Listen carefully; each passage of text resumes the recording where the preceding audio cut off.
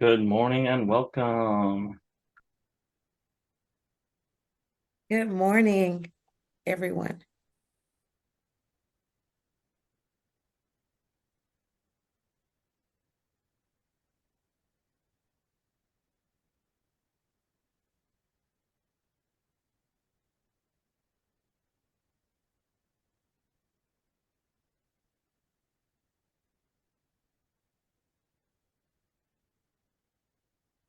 What is Ignite Your Faith about? Ignite Your Faith is an anthology book where 29 authors, including myself, have come together and we poured out our hearts, um, stating our Ignite moment when it came to faith. So yeah, it's really a moving book. It's inspiring and really heartfelt. Thanks for asking.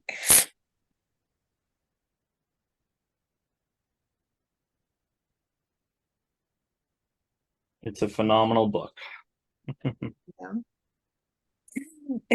Thank you, Kenny. Yeah, a lot of people told me they couldn't believe how vulnerable I was as I wrote that book, my chapter. But I heard a lot of people, including myself, stated that it brought a lot of healing as well. Yeah, for the writers and the readers.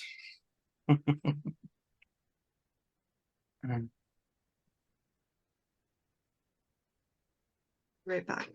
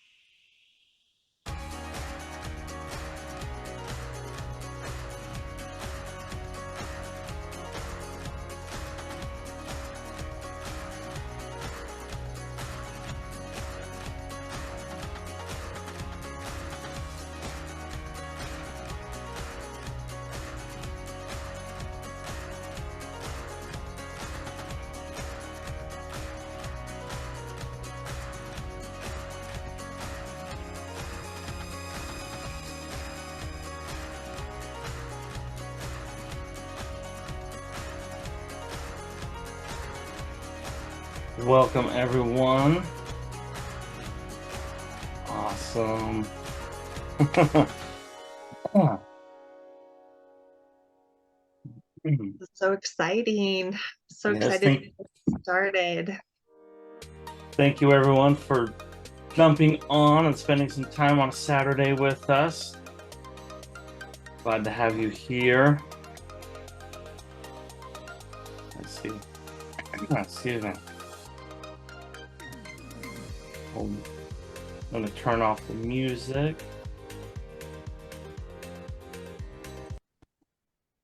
All right.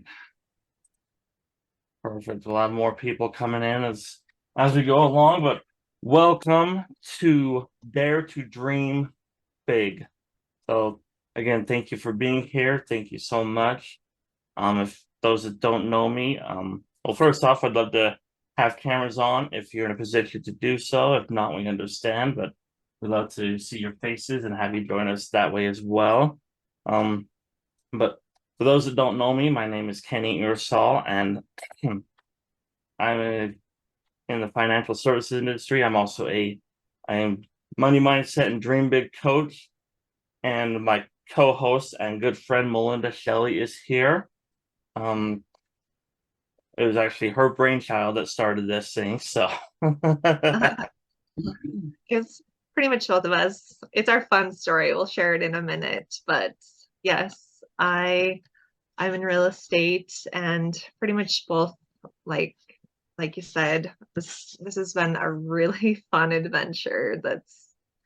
It's been a really fun adventure. But my passion is dreams, but my career is ultimately real estate. But that's my main baby, and it brings me so much joy to do that every day. But yes.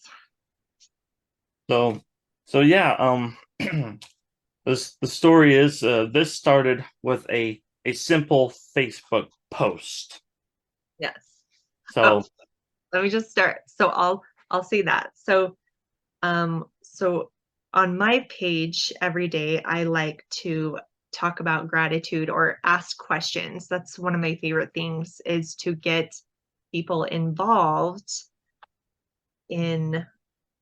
I just like to ask questions. I don't like it to just be people talking about politics or anything. I love to ask questions and get to know people and get to know my friends and family. And I want to learn as much as I can. And I love to read, and especially uplifting. I love to learn. And so my question that day, and this was in March of this year. So my question that day was, what was a book that was life-changing for you, and why? And I received a whole bunch of answers.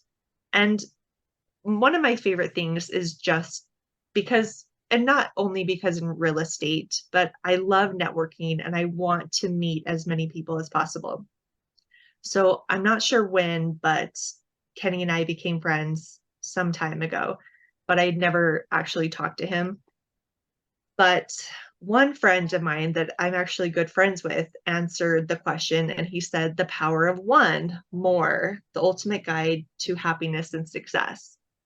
And I made a joke with him and I said, "Okay, well, tell me what it is. Like, what's that one more?" Because I don't want to read the book. It just tell me what it is, and I don't have to read the book. Like, it just, if you just tell me that one more thing, I don't have to read the book. It makes more sense. Just tell me. And he said, "No, you're going to have to read the book. It makes more, it's just so much more in depth than just that one more." And so I said, "Okay, that's great. I'll read the book, you know." And then just right after that, I got a message in my messenger, and it was Kenny. And he said, "Hey, I have an extra copy. Do you want this book?" And I thought, that'd be great, right? And so I'm just global. I don't care. I love to meet everybody. I was like, let's just meet up somewhere random, right? So we just met up in some Sam's parking lot, like Sam's just met Club up. parking lot. Yeah, Sam's Club parking lot. And he had this. So this is the actual book right here. And we started talking, and we started talking about our actual passions. And my passion, my true and ultimate passion, is to make everybody's dreams come true. I love helping people. Yes, my career is in real estate, but that ultimately is helping people's dreams come true, because people do want houses. Not everyone wants a house, but getting people into houses is a big deal. But there are people, everybody has a dream. Everybody has something out there that they want to do, that they want to achieve, that to accomplish, go somewhere, do something. And I want to help that happen. And so I always say that I love to ask people the question of, if I had every unlimited resource, what could I do for you? What could I accomplish? And I'm pretty sure that that's how it got started. I don't remember, but I just love talking about dreams so much that I just immediately started saying that to him. I always talk about dreams. And then he started saying the same thing. And I thought, okay. And so he said, I have a podcast you should get on. And I thought, oh, this is fantastic. I just need to talk about dreams all the time. I just need to get this out there. And we thought, we need to collaborate and do something. And it just kind of went whatever. We just kind of went from there. And this really is quite a big process. This is just one step to where we really want to go, and just do whatever we can to help people, and do whatever we can to really help people understand that there's more to life than just paying bills and going to work, and there's living out there. So anyway, I'm already passionate about it, right?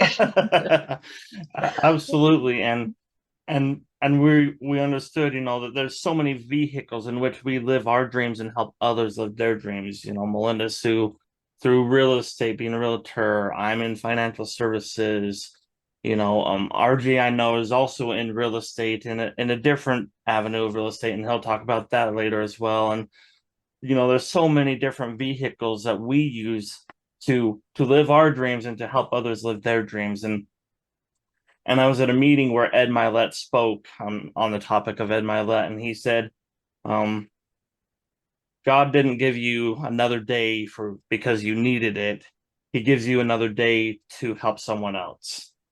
And it lines right up. And we're so grateful to God for all that we have, for this opportunity, to connect that we did with all these wonderful individuals on here. And for Melinda and I to connect, and for the summit to do, and different ways that we can collaborate and help each other. I've got a circle of friends, and Nicole has a circle, and Diana has a circle, and we can all touch each other and help each other in ways that, like, Ruth can help someone in my circle that I couldn't help in only the way Ruth can, and Derek and Nicole's circle, and it just goes on and on and on. And if we do that with a sense of helping and gratitude, and keeping in mind that we are truly blessed and have these opportunities, even though they may look like obstacles or not quite how we thought they should come, it turns out for the best when we put God first and always keep him in mind and thank him.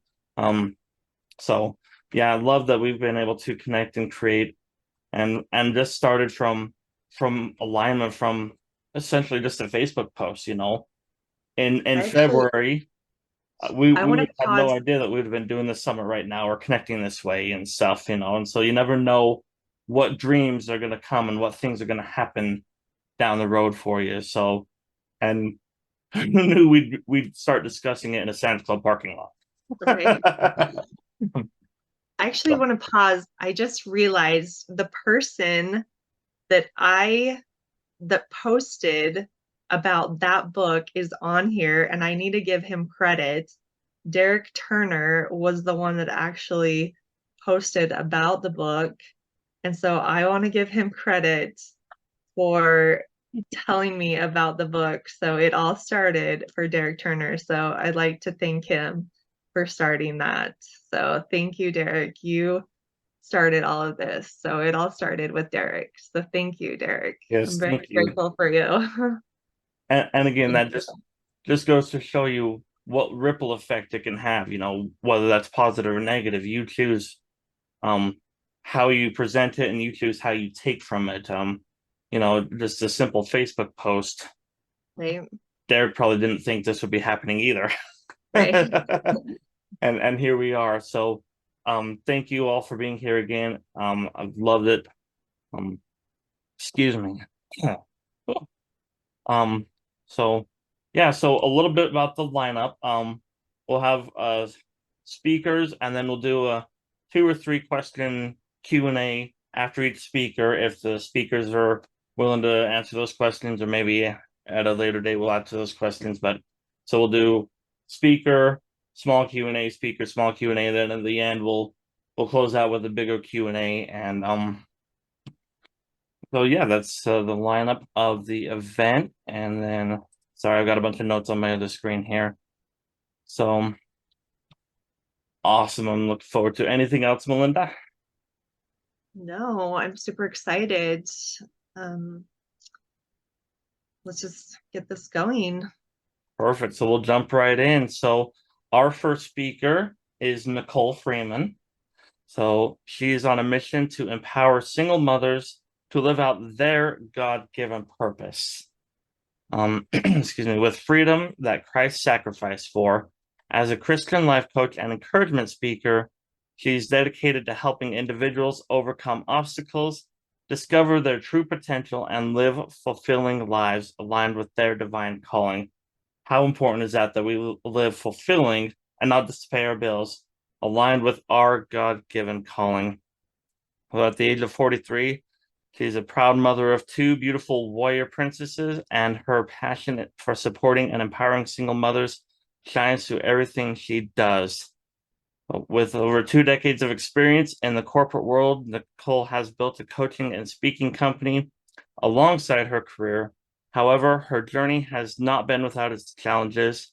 She has overcome limiting beliefs, self-sabotage, and paralyzing fear. Oh, huge ones there.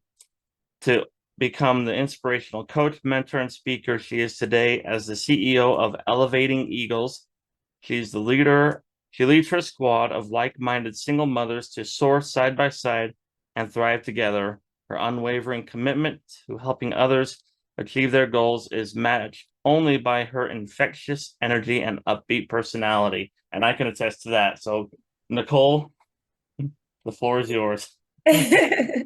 Well, first of all, I want to say, Kenny, thank you so much for that warm introduction. And thank you and Melinda for putting together and hosting this absolutely amazing summit, the Dare to Dream Big Summit. You guys, I just really feel that right now in the world that we're living in, that this is needed for so many people. So when Kitty first told me about this, I was uber excited because we get to pour into others to ignite a spark into them to dream big, right? So I just want to start. I know sometimes some people are master multitaskers, right? Some people can have a million things on their minds at once. But right now, because I feel this summit is so important, I would love for you to join me and let's do a little breathing technique. I'm gonna ask you to breathe in for a 4 count and then breathe out for an 8 count. But when you're breathing out, let out a big sigh. So let's do it all together, okay? We're gonna breathe in 1, 2, 3, 4. Now a big sigh, let it out for an 8 count. 5, 6, 7, 8. Yes. And let's do it just one more time. Just humor me, you guys. Let's breathe in for a 4 count. Let it out. Big sigh. Yes. And just get grounded. Be present here in the moment, not at Sally's baseball game or at the beach with your honey, but here at this Dare to Dream Big Summit. You guys, thank you for doing that little exercise with me. I have a quick question. What is your glamorous life? If you just think about it, what's your glamorous life? And you guys, glamorous just means a thrilling, fulfilled life, an exciting life, a stimulating, fascinating life. What is that life for you? Because for everybody, it's going to be different, right? And my next question is, are you living your glamorous life? Throughout this whole summit, I want you to just ponder and think on that. What is my glamorous life? Am I living my glamorous life? You guys, my clients say, Nicole, why do you start with this, the word glamorous? And I say, why not? We're only here on this earth for a limited time. So why not live a big glamorous life, right? Christ sacrificed for it anyway, right? So you guys, as I just stated, we all have limited time here on this earth. We all have an expiration date, right? I can recall seeing recently a post by a young man stating that he and his toddler son lost his wife. She died. And I was watching this woman, what I thought I was watching her life as she was dying. I clicked on her actual funeral, and one of the women who spoke stated, though this young lady, her name was Haley, though Haley was given her expiration date or her death date, she stated, we were not watching Haley die. We were watching Haley live. You guys, that spoke volumes to me, right? They were not watching this woman die. They were watching her live. Haley was living her glamorous life. She was doing what was thrilling and fascinating to her and exciting. She was doing what stimulated her. I thought that was so amazing. And I'm just going to ask you guys something else. Just humor me. I'm going to ask you to close your eyes. Close your eyes and imagine this is your expiration date. You have died. You are no longer present with us. And here's this angel, this radiant, bright angel with these big white wings here to teleport you to heaven. You're there in heaven with this angel on this fluffy white clouds. You see the houses, the mansions, the streets paved with gold. But you also see all of these gifts, big gifts, little gifts. And you have a smile on your face because you see your name's on all of those gifts. So you ask this angel, what are these gifts? And the angel says, you sure you want me to tell you what these gifts are? And you're like, yes, tell me. I want to know, because you're thinking in your mind, these are gifts that I can enjoy while I'm here in heaven. And the angel proceeds to state that all of these gifts are your dreams, your potential, and your purpose. And you're like, okay, but why are they still wrapped? Untouched even. They haven't been touched. And the angel goes on to say, you, while alive, you never took the gifts God gave you to chase after, to go after your dream, to live your life purpose, to unleash your potential and be the powerful person that He created you to be. Now I'm going to ask you to open your eyes and to be honest with yourself Is this person you? Have you, up until this point, not taken your gifts and your talents to go after your dreams, to dream big, bold, scary dreams, to live your purpose, and to reach your full potential as the powerful person that you know that you are? You know deep and down inside that you are powerful, that you're meant for more. Are you allowing your dreams to just slip away slowly? Because life, we know life happens to all of us. And maybe life is weighing you down right now. Now, if you've answered yes to any of those questions, is it because you lost hope in your dreams? Or maybe you don't even allow yourself to dream anymore. Again, because life can throw some heavy punches, right? Maybe even you're a person who attempt to reach dream after dream after dream and you fail. And you're like, you know what? Is it even worth it? Is fear stopping you from dreaming those big, bold, scary dreams? Well, if this is you, I say great. We have great news for you today. It's okay, because today you get to choose. It's a choice. You get to choose how life looks for you moving forward. Is that not exciting? It's a choice that you can make today. Yes.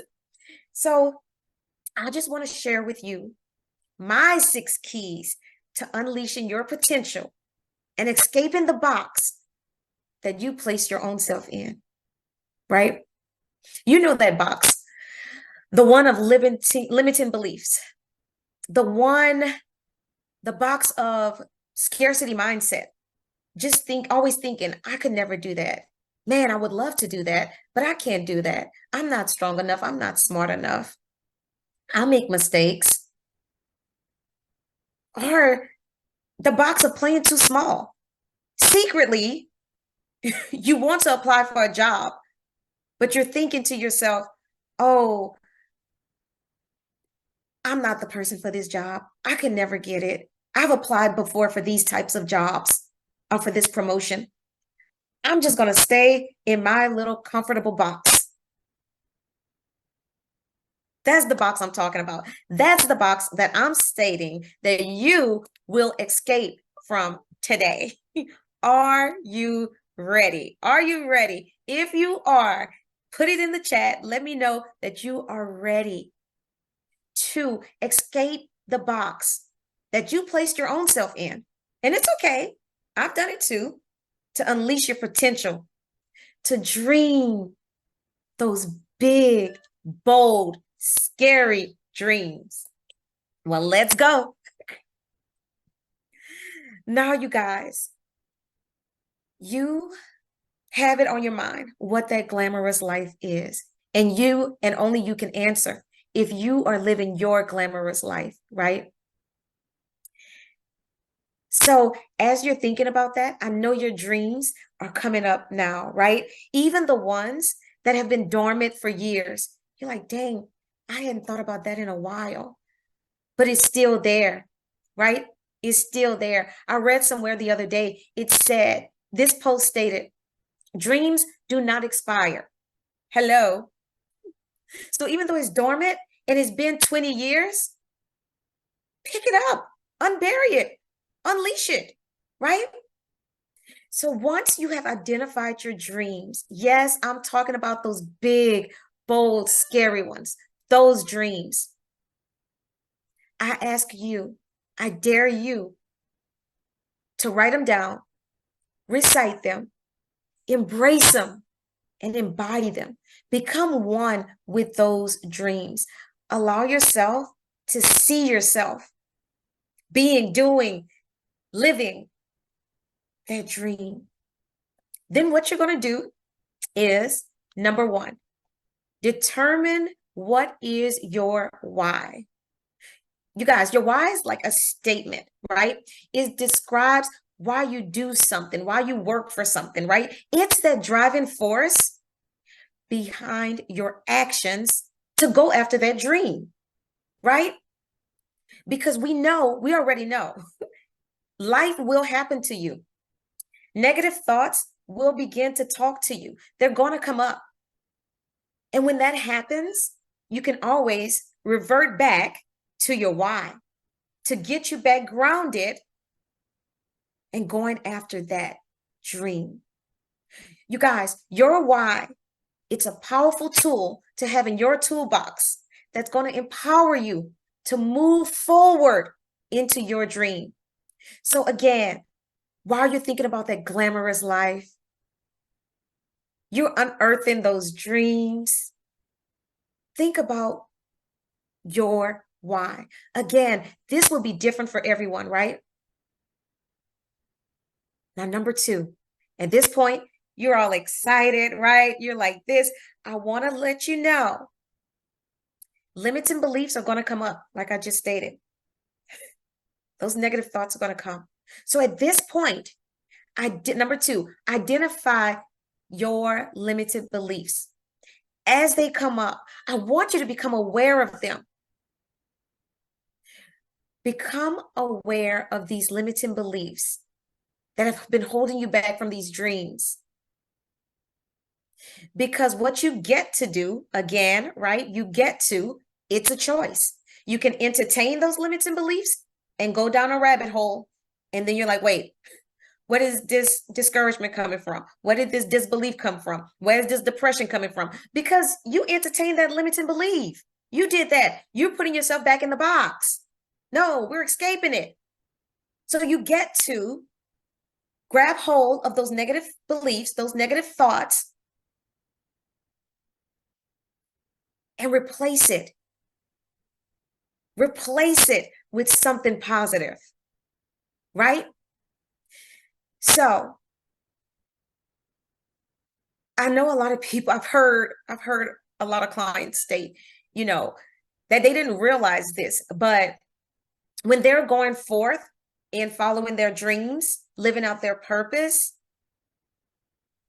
they're always thinking, but what's somebody going to say about this? Like, what will they think? Like, I don't know. Like, they're always wondering what other people are saying. And this is what I say to these people. They're going to judge you anyway. They're going to talk about you anyway. So do you. Do what brings you happiness. Go after your dream. Live your purpose. Because guess what? Whether you do it or don't do it, they're going to judge you. You say it, you don't say it, they're going to talk about you anyway, right? It's going to happen regardless. Okay? So just do it. Take those limiting beliefs, those negative thoughts, grab it, and replace it with something positive, right? I'm just going to tell you guys a quick story right quick.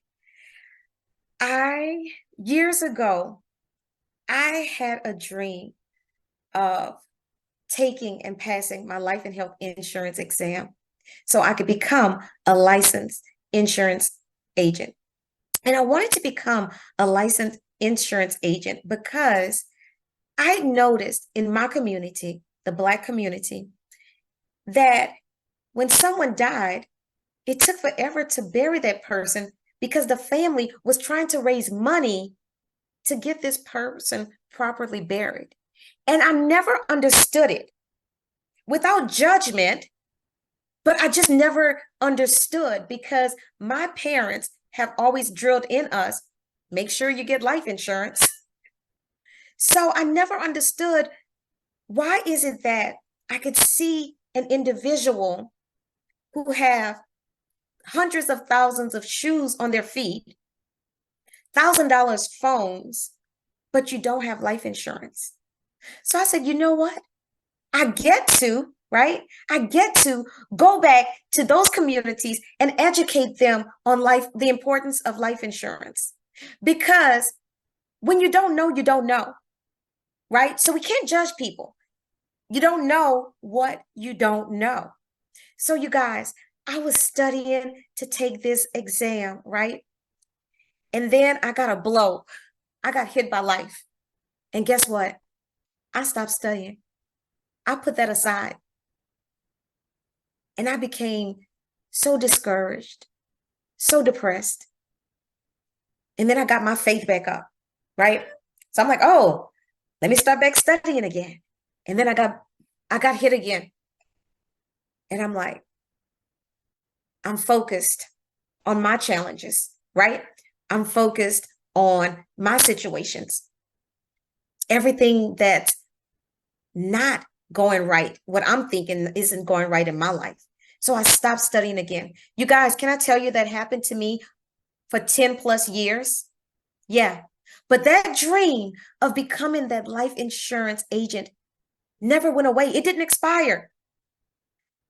So when I finally got up and grabbed a hold of my why, escaped from that box, took those limited beliefs and replaced it with positive thinking, and I was intentional, and I had a good support system, you guys. But once I did that, I finished the course, took the test, and guess what? I failed it. I failed the test. But you guys, my why was so big for this dream. And it's like I could just see that dream. I could see myself as that life insurance agent helping all of these families. I failed the test. I came out of that test and I was looking online and I said, when can I retake the test? How soon can I retake the test? I retook the test and I passed it. But you guys, it took me 10 plus years, right? So I'm praying that you grab a hold of these strategies to escape your box and unleash your potential, to go after wholeheartedly your big, bold, scary dreams. Now, number 3, be intentional. Be intentional about thinking positive thoughts and taking those necessary steps towards your dreams. You guys, I can remember my therapist asked me once, she said, Nicole, would you allow a bird to build a nest on your head? And I'm like, why would she ask me that? No, why would I want a nest on my head? And she said, well, why do you allow limiting beliefs and negative thoughts to build a nest in your mind? And I'm like, wow. She was like, what if a bird came to your head? Imagine it, you guys. A bird is coming to my head and trying to build a nest. What am I going to do? I'm going to squat it, right? Each time. So every time those limited beliefs comes up, those negative words, those negative thoughts come up, talking extremely loud, knock them out the way. Be intentional, because I'm not going to lie. I know sometimes it's easy when they come up and you're like, yeah, you know what? Yeah, that is true. That is right. I am a failure because I tried a couple of times and I failed this whole time. Yeah, that is true. That is the truth about me. No. Once though they come, start squatting them out with the positive thoughts, right? Number 4, you guys, create a positive support system. Surround yourself with those who are supportive and like-minded, just like you. Find these people. I'm a firm believer, you guys, everyone can use a therapist and a life coach and a life coach or a coach. That's just me. I believe we all can use them in our lives. Connect with these people, you guys, who believe in your dreams. And don't get upset. Don't get upset by those who are even close to you who don't believe your dreams like you do. Guess what? God didn't give it to them. He gave it to you. So just love them. Just love on them. And a lot of times people don't, again, you don't know what you don't know. People don't believe in your dreams because they love you and they don't want to see you hurt, right? So they're coming from a place of love. However, right now we don't need that in our lives, right? So you just don't talk about your dreams to certain people until it comes to fruition, right? Remember, you guys, in that great book, the Bible, God gave Joseph a dream. Now Joseph was excited, right? He's excited. He's going to tell his brothers about this dream. His brothers already didn't like him, right? So when he told his brothers about this dream, they really hated him. And we know the story. They sold Joseph, right? We know the story. So again, you can't tell your dreams, those big, bold, scary dreams, you can't tell them to everybody right now. Okay. And you know those people, you know deep down who they are. Number 5, you guys, be grateful for where you are. Thank God for where you are right now. It's okay. It's okay if it's 10 years since you've had that dream, because let's remember, your timing, it may not be God's timing, right? This doesn't mean that it's not going to come to pass. It just means, Lord, I just get to trust you a little while longer. I don't, listen, you guys, I told myself a long time ago, I personally do not try to figure God out. I'm just like, dude, I trust you. I place my faith in you. You guys, I had this one really good friend. She had a dream, a big dream, to leave her corporate job and to become an entrepreneur, a life coach. So the day she felt in her spirit, she heard from the Lord to leave this job and to pursue her dream. She was excited, right? She's like, yes, I am well on my way to becoming this life coach. But it didn't happen as quickly as she thought. It took her 5 years to become that life coach. You guys, can you imagine? Day after day, month after month, year after year, people looking at her like, what are you doing? She's like, I don't know. Where are you going? I don't know. I just know I see this dream out in front of me. People telling her, why don't you go get a job? I don't feel it in my spirit to go get one. She's still looking at that dream. She started taking courses.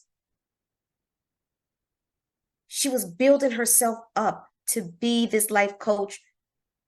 As she was running toward this dream, within this 5 years, she began to walk.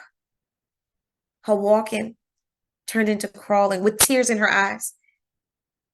But she would not stop until she reached that dream on year 5. What if she would have stopped on year 3, year 4? And now she's a thriving life coach. And now she's stronger than she's ever been. She's like, I didn't know I was that strong and resilient, right? And now she's pouring into those clients. Number 6, you guys, be kind to yourself. We can be our worst critics. Listen, nobody who walked this earth was perfect except Jesus. You're not perfect. Nobody's calling you to perfection. Be kind to yourself and celebrate you. Celebrate your accomplishments, no matter how big, how small, no matter what it is. Celebrate. You are worthy. You're worthy to celebrate you. Now, you guys, I'm going to ask you to do one more thing. I guess you're like, this woman, if she doesn't stop asking me to do stuff. But one more thing I'm going to ask you to do. I'm going to ask you to write in the chat who you are. I want you to write, I am blank, comma, father, wife, host, leader, CEO, journalist, writer, whatever. For me, I am a loving, generous, bold leader. Who are you? Tell me who you are. Let's see who you are. Put it in the chat. Let us know. And as you're writing that in the chat, I want to leave you with this. I know we've all heard it before. Shoot for the moon, because even if you miss, you will be amongst the stars. And you guys, going after those big, bold, scary dreams, guess what? You deserve it. You deserve living that glamorous life. You deserve it. You are worthy. You are worthy to open all of those gifts. Those the ones that was in heaven. Remember those? You are worthy to open all of those gifts here, right here on earth. The gifts to your dream,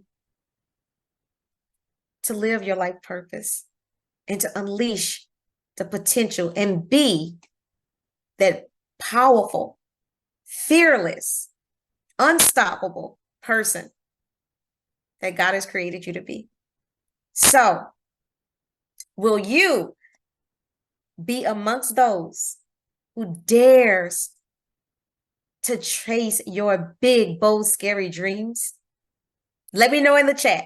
Are you that one who's going to chase your big, bold, scary dream?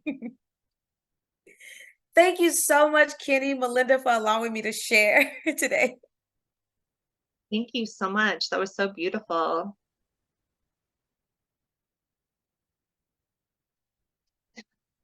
And we will answer some questions.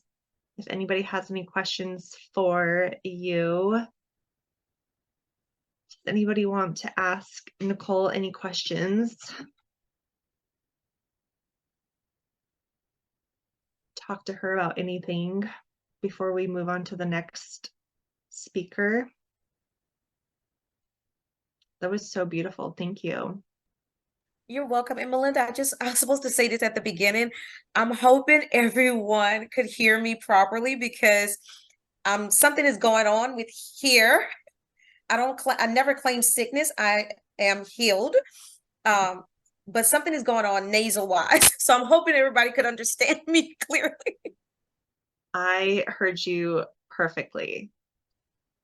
Yeah. Becky does say, where do I start? I don't know if she's saying that to you or if she's just putting that out into the universe.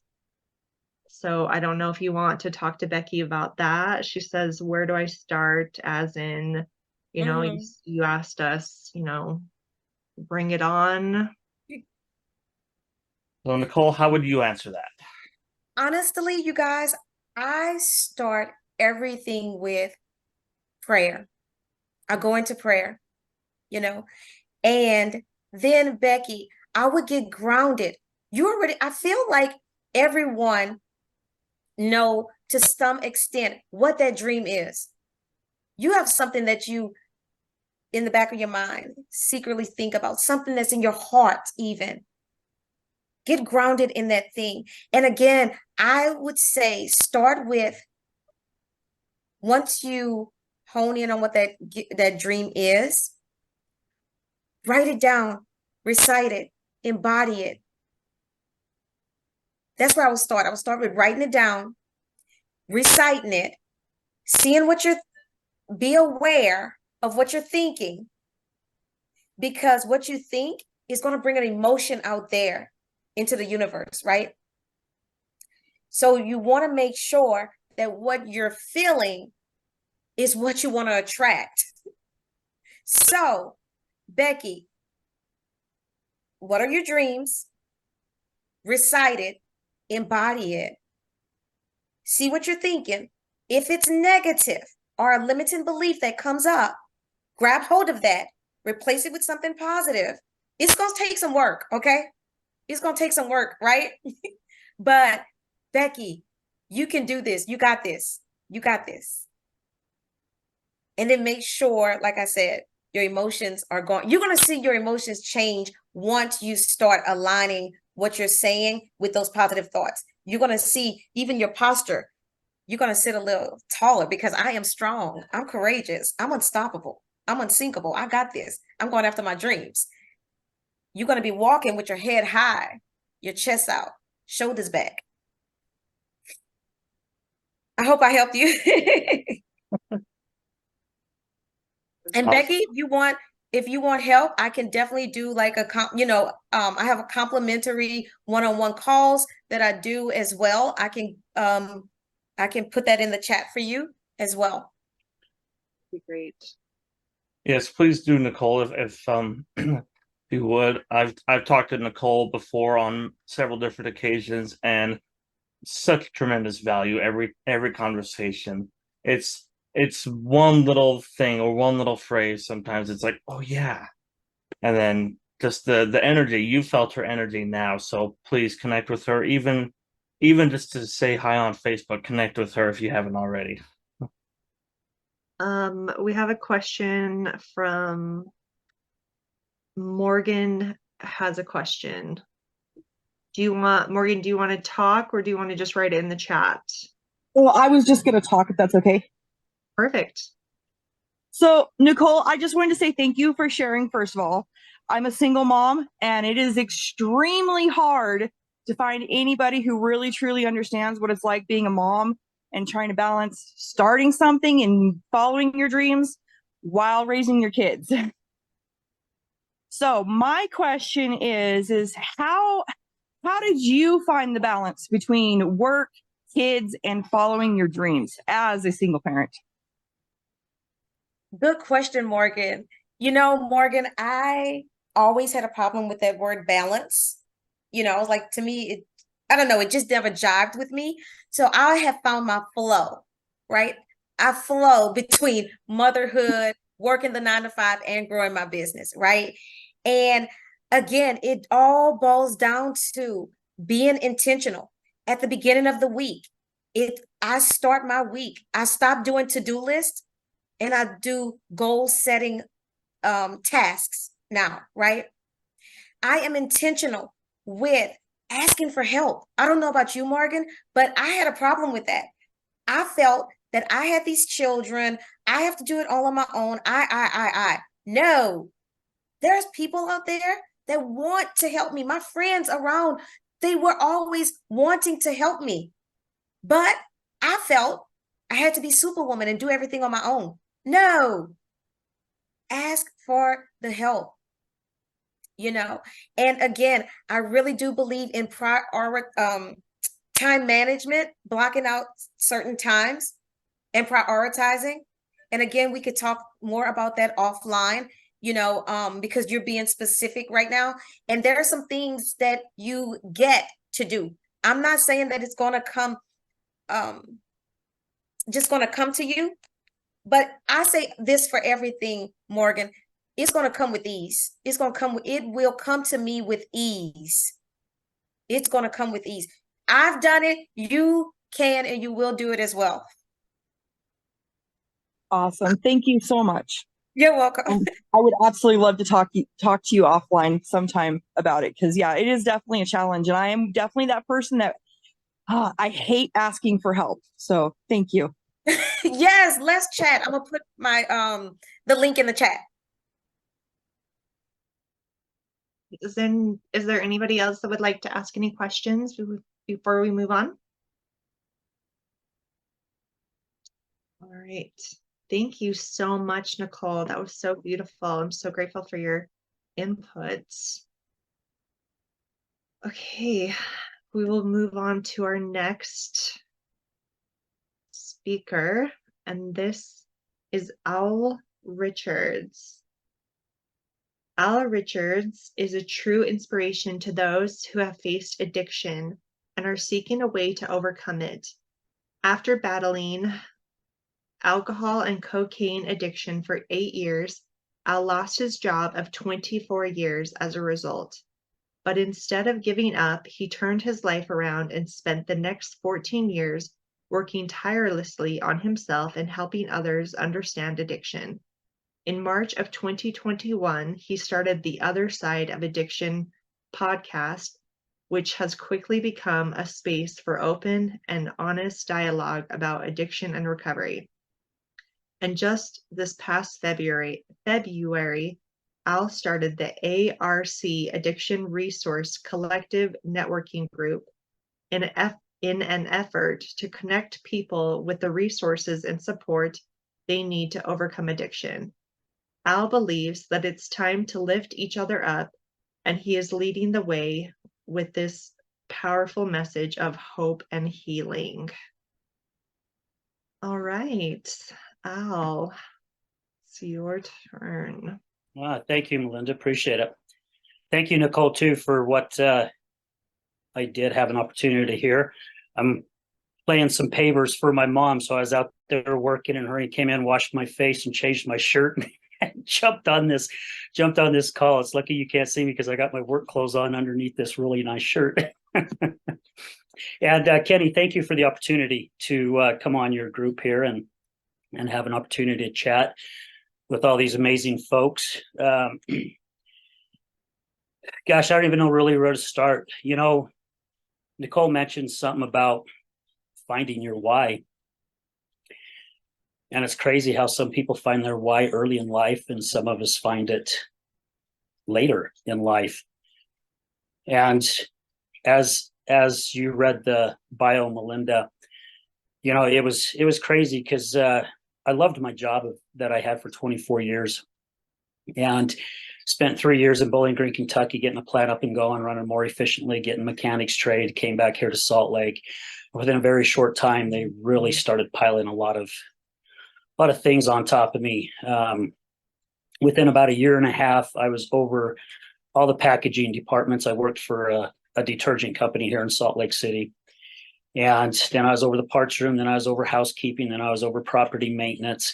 I was on the emergency response team, had 43 employees that worked underneath me and about every nationality you can think of. So I had to really learn cultures. I had to learn personalities, because how I could talk with one person, I couldn't speak that way to another person because of what their beliefs were. So I got to understand people quite well, really, at a very quick pace. And, you know, when I do my public speaking, I share that I did my first line of cocaine at the age of 17 after I graduated from high school and was working construction. And I remember doing that first line. I was like, oh my gosh, this stuff is flipping amazing. I love this stuff, right? However, it was only done just periodically. You know, it wasn't something that I did all the time. It was just every once in a while I would have parties and it was around, and actually went years and years without even doing it. And when I came back to Salt Lake, with all the responsibility that they started putting on top of me, my wife at the time, her and I went to a party, and one of the guys come up and asked if I did anything like that. And I'm like, oh my gosh, yeah, it's been years. And I went in the back room and I did some coke. And before I knew it, it probably within about 3 months before I knew it, it was something that I had to have every single weekend. So I never touched the stuff during the week. I'd work 14, 15 hours Monday through Thursday. Friday would come. I'd work my 8 hours. At 3 o'clock, I was on the phone with my guy. I'd go and meet him somewhere, pick my stuff up, either go to the liquor store or stop at the store, buy some beer, go home, do some blinds, have a couple drinks, go out, do my yard work. And I had already gotten a divorce kind of in between that other time, and was living with this other gal. And yeah, it just started happening every week. And a matter of fact, the 3 years that I was dating my wife, I hid it from her the whole 3 years. She never knew. She never knew until I lost my job. I hadn't been drug tested in 15 years and walked in one day and got drug tested. And, you know, Nicole was talking about God and Jesus and that. And I remember on weekends, there was times that I just really felt like this was the wrong path to be going down. And I knew if I continued to go that path, I knew it wasn't going to take me anywhere good. And many, many times I looked in the mirror and asked God to please help me. And I got out of the church back when I was about 13 and didn't care really much for it. When I lost my job, actually, it took me probably 3 weeks. I was so embarrassed to actually hit my knees and ask God. Now I was asking for your help, but I wasn't asking for this. You know, I just lost my job of 24 years, and I had to put my tail between my legs and tell my wife why I lost my job. And we had only been married a month and a half when all this went down. So you can imagine what was going on in her head. So after losing my job, I really started doing some thinking, and I had a few friends reach out to me, and at the time they didn't know how I lost my job or why. And a couple of these friends were very honest, and they said, you know, we never trusted you. And that was pretty hard to take. hearing that from your friends. And I'm like, I never stole from you. I always treated your family with respect. And you know, we were always at kids' births and birthday parties and things like that. And both my friends said that I was a liar and a manipulator. And I actually called BS on it. A little bit down the road, I really started doing some thinking. I thought, oh my gosh, you know what? They're right. I had a dad that was pretty hard on me. I learned how to lie and manipulate my way around things so I didn't get my butt kicked. Not realizing I was mastering the craft and took it all the way into my adulthood. That's when I realized I needed to do something, that I needed to figure out who Al Richards was as an individual, because I wasn't the person who I thought I was. Matter of fact, I wasn't even close. And what was crazy about all this is when I really started digging down and doing some deep soul searching, not too long after that, my wife fell into alcoholism. So you got to figure, we got married in July of 2009, or May of 2009. I lost my job in July of 2009. August of 2009, she lost her dad to a heroin overdose. And then the following year in 2010, we lost our house. So all the pressure of everything kind of tipped her to her tipping point. And so while I was coming out of my crap and learning how to rebuild myself and trying to figure out who I wanted to be as a person, or not even knowing which direction I was even going to go, because at the time I wasn't going to work for corporate America again. Didn't even know where to start. And at the same time, while I'm doing this, now I'm battling with my wife with her addiction. You know, talking about God and being a very spiritual person that I am, I was selling insulation at the time. And I went to this lady's house and inspected her attic, and she qualified for the energy conservation package. And after I came down and I said that she qualified, we sat down at her kitchen table and to do the paperwork.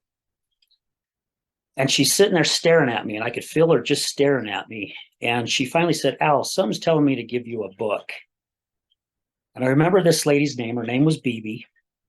And I said, Bibi, thank you so much, but I'm not a big reader. And she was quiet, and I'm doing the paperwork. And then a little bit later, she goes, Al, no, something's really telling me to give you a book. And I said, Bibi, thank you, but you know, I'm not a reader. You'd give me a book and I wouldn't read it.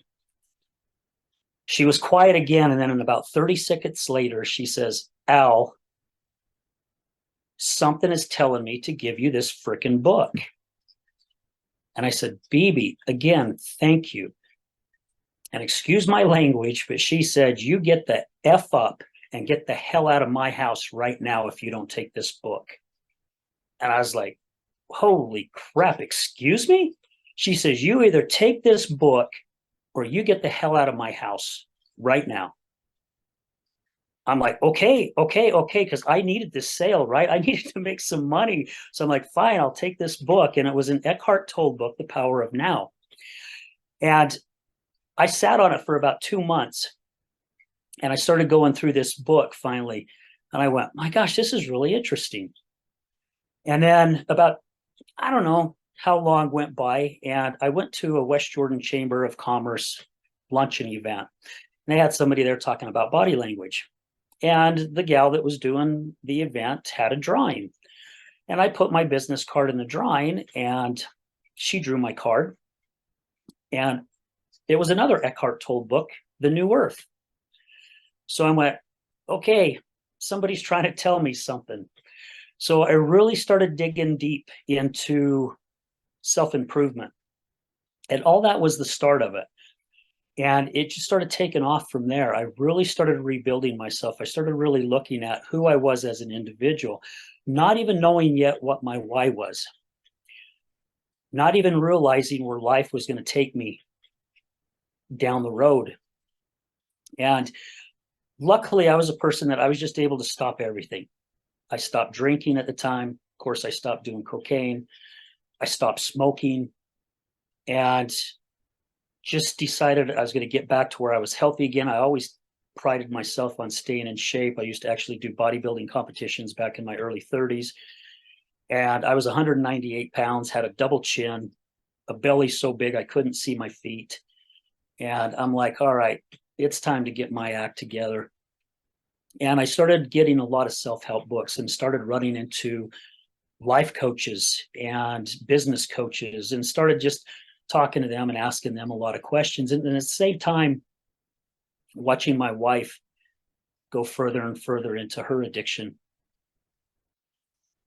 And where in the bio it said I've spent the last 14 years working tirelessly on myself, that is literally no lie. And I will continue to work on myself. I'm a firm believer that there is no finish line when it comes to working on yourself. The only finish line there will be is the day that God calls me back home. Because up until that time, I will continue to thrive, to be a better individual, to give my time to others, to help others any way that I possibly can. And as terrible as it was dealing with my wife's addiction, because I ended up becoming addicted to her addiction, so bad. I was on my way home from another event in June of 2019, and I was on my way home to get my pistol and go up to the mountains and take my life, because I couldn't handle coming home to what I was coming home to on a daily basis. And I got a phone call. And I don't know how many of you guys are all here from Utah and know the West Jordan area, but I was heading east on 7800 South, right by Gardner Village. I got a phone call. I don't remember who it is or who it was, even to this day. And when I hung up the phone, I saw the picture of my screenshot of my 2 daughters and my 3 grandkids. And I broke down and just started bawling. And I was crying so hard I couldn't even see the road. So I pulled over and I'm thinking, man, this is nuts. This is just flipping crazy. I'm thinking about taking time that my daughters and my grandkids have with me because of what's happening in my life. Something's got to change, and it's got to change quick. I had a friend at the time. She's now retired. Her name was Holly Lang. She worked for the West Jordan Police Department, and she started a peer support program for our first responders. And I gave her a call and I said, Holly, I need help. And I don't know what to do. And she helped direct me in the right direction. And it just seemed to happen perfectly, because I went home, and instead of getting my pistol, I went home to a wife who was hammered again. The fight broke out immediately. I was on the phone, called the cops. Unified came, they arrested her, took her to jail. And that kind of gave me that time to really start focusing on the direction that I needed to go. And it really started changing my life. And, you know, a lot of times when I hit my needs, as crazy it is, and a lot of times when we think life's really throwing us a ringer and it's time to give up, I'm now a firm believer these are our blessings.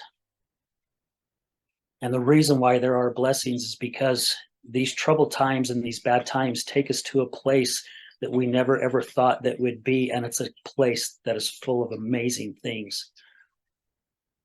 And because of my wife's addiction, I actually started opening up and started talking about things, because I kept it from my family, I kept it from my friends, and I finally started sharing. And I decided to start doing some public speaking about it, where I told my story of what it's like living with somebody that's battling addiction and how quickly it can take you down the same rabbit hole that they're in. And I actually started getting some gigs. I was doing some public speaking. And of course, we all know what happened in March of 2020, COVID hit. All events come to a halt. And I'm like, well, this is freaking great. You know, I finally thought that maybe I was onto something, and now this hit. But what was crazy is throughout the whole year of 2020, something just kept eating at me. You know, it's kind of like if you go for a walk and you get one of those little teeny tiny rocks in the bottom of your shoe, and it's irritating the crap out of you, and you stop and you take off your shoe and you shake it, and you put it back on and you get walking and you realize that son of a gun is still there. You take off your shoe and you shake it, but you just can't seem to get rid of that little rock. And that's what it was like for me. And I was talking with somebody one day, and they were talking about a podcast. And I'm like, what's a podcast? And they're like, oh my gosh, you don't listen to podcasts?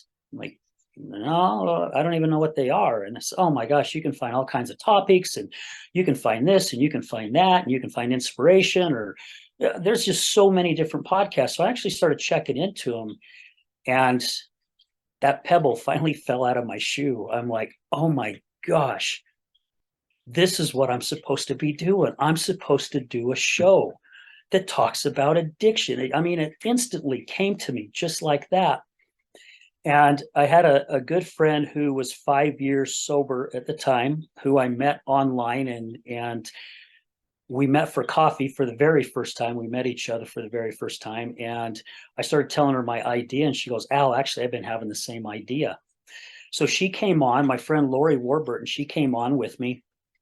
And we just decided to start talking about how we're going to build this podcast.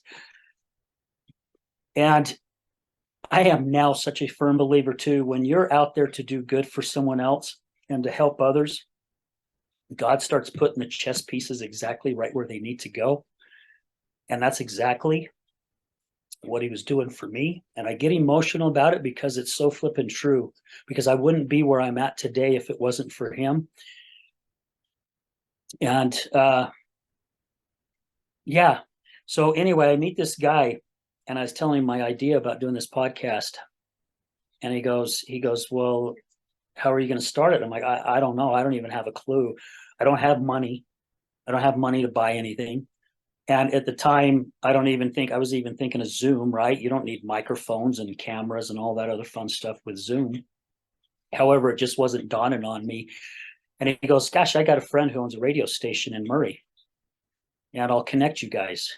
And I'm like, oh, really? And he goes, yeah, he does podcasts. He's always looking for people to do podcasts on his station. And I ended up meeting Brad Neufeld, the owner of Resilience Talk Network. We met for coffee.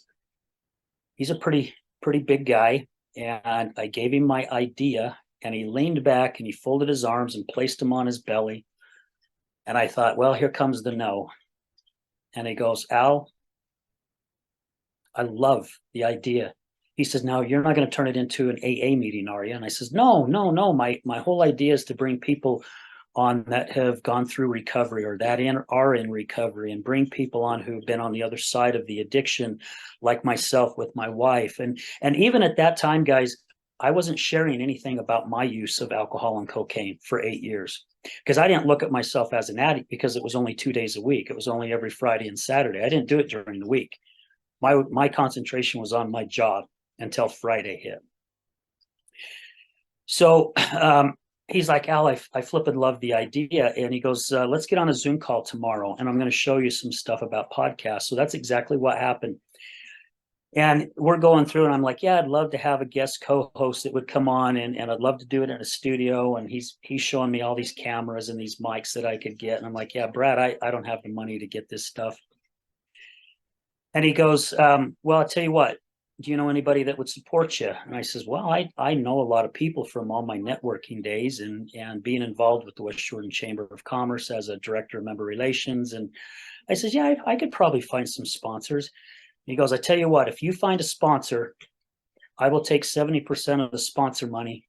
You can have the other 30%. And he goes, my studio is yours, and I'll produce your shows. I'll edit the shows. I'll do everything for you. And 2 weeks later, I landed my very first sponsor. And I went in and told him what I wanted to do. He goes, how much do you need? I told him. He says, come back in 2 days. I'll have a check. And a week later, I started the Other Side, AR, the Other Side of Addiction podcast with my friend Lori. And gosh, here it is now, 2.5 years in that we've been doing the show. We've interviewed people from the UK, Canada, all around the United States. A Hollywood movie star, Breanne Davis. She was actually my third episode. How that happened, I don't know. I was just blessed and actually shocked. We have people that come in and we talk about mental health. We have people come in and talk about meditation. We just had a gal on our show that talked about nutrition, how well it helps with addiction. We have people come in and talk about sound bathing and all kinds of different types of therapy. And that was another thing that I wanted to do with the podcast, is I wanted to have resources that I believe in, that will help other people, because a lot of times for those who have gone through recovery, they go through up to 8 to 9 different recovery centers before things actually start happening for them. And a lot of times the recovery centers that they go to just are not a fit. Like for me, I went to Al-Anon, and I'm not knocking Al-Anon because they've helped hundreds and hundreds of people. However, my third Al-Anon meeting, I walked out of there more upset than I was before I went in. The group was just not a fit for me, and I had nowhere else to go. And that was another reason why I wanted to do the show, because I did not want people to make the same mistakes I made with my wife. Because for 8 years, I was a recovery therapist, and not a good one. That's why I didn't have the certificates on the wall, because I sucked at it, because I did not know anything about recovery. And that is the mistake a lot of us make when we have loved ones that are battling addiction. We think we know everything there is to know. And I tell you what, we don't know crap about it. So I wanted to educate people with the show. I wanted to help them. I wanted to tell them the mistakes that I made. As you know, even my wife, I picked her up once from a recovery center, and she had a weekend pass, 24-hour pass. And she's telling me all this stuff that had happened. And of course, therapist Al, he jumped in and started saying this and that and this and that. And she actually stopped me. She says, "Can I stop you for a second?" And I said, "Yeah, what?" And she goes, "And I don't want you to say anything. Just listen to what I have to say." And I said, "Okay, what?" And she goes, "For once, just for frickin' once, I wish you'd be my husband instead of my damn therapist." And did you think I got it? Because I was still in the therapist's mind, right? I knew everything there was about addiction. So anyway, it really, really helped me out, which is crazy to say. It really helped me with her addiction. I filed divorce on her 3 times. I canceled the divorce 3 times because something kept telling me to stay with her. And I'm very, very glad that I did, because I have gotten to learn so much more about addiction. But at the same time, what I was saying at the beginning of the show here, it's helped me rebuild myself. And it's really helped me understand individuals, because I'm just as guilty as many, many of us that drive downtown, no matter where you live at, and you see the addicts and the alcoholics and the unsheltered, and you make your comments, right? Why don't they get their act together? Why don't they give back to society? I can't believe that they enjoy alcohol or drugs more than this, blah, blah, blah. That's just the Band-Aid, folks.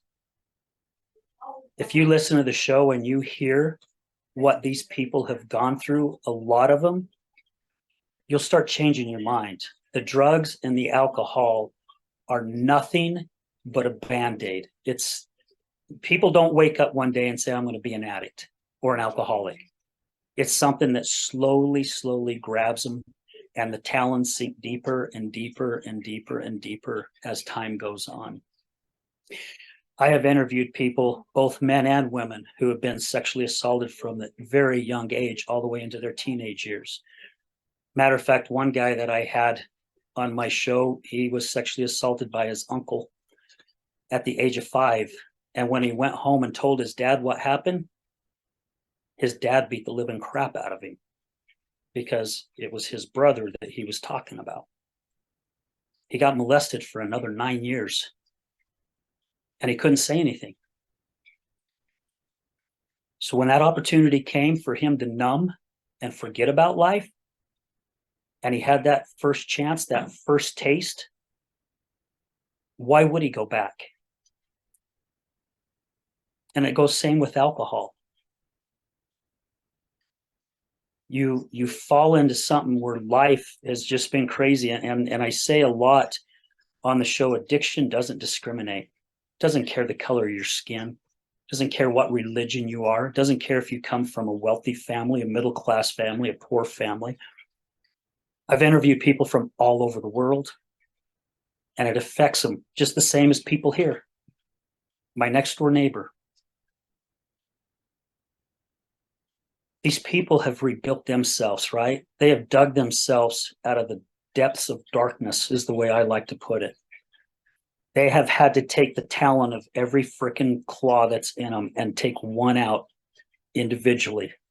And at the same time, work on making sure the one they just took out doesn't sink back in deeper. Because that's what happens. That's why it takes so long. It takes so flippin' long for people to go through recovery and start understanding life. And I will tell you what, I will hang with people in the recovery community 7 days a week, 24/7, because they are some of the most amazing. See, I get emotional talking about amazing, inspirational people I have ever been around in my life. And the reason why is because they've been through all the shit. They've been through all the hell. And they understand what life means. And they understand how life is meant to be lived. And they have helped me rebuild myself because of it. So God knew exactly what he was doing when I lost my job in 2009. He has put me on a most amazing path. And I've had people tell me a lot, if I make any money doing this podcast, we don't make a dime, because any sponsor that comes in, we put right back into the show. I don't pocket the money. We put the money right back into the show, and we're doing our best to continuously build it. And because of all this journey that I've been on, I have now, with my good friend Mallory Roosh, who lives in St. George, who was actually going to be sentenced to prison for 22 years at the age of 19 because of her addiction. And she shares her story about one man that actually inspired her enough to change her life. And she kept a promise, and she's still keeping her word. And her and I met just because someone in St. George happened to know me and mentioned her, or mentioned my name to her. She called me. We actually was on a phone call for about an hour and 45 minutes. She drove all the way up from St. George to be a guest on my show. I told her I was going to adopt her as one of my daughters, because I already have two beautiful, amazing daughters. And we both had this idea of doing a summit, kind of like what, this event that Kenny and Melinda has put together, but ours is in person. We did our very first Healing Utah Success Summit last August in St. George at the Dixie Convention Center.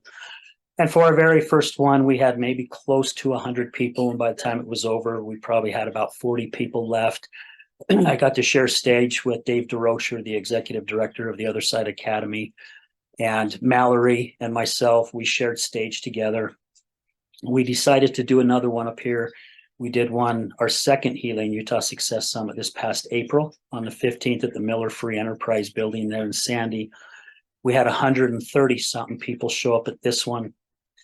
And the remarks and the people that were coming up to us afterwards, they were like, my heck, this was such an inspirational show, such an amazing event. All our vendors that came in said, if you ever do another one, we want to be a part of it. And we were hoping to do one in the Layton area this fall. Unfortunately, we could not. The venue at the Davis Convention Center, the only rooms that they had available were rooms that were not so wide, but very, very long. And we did not want our guests to sit in a room like that and be uncomfortable.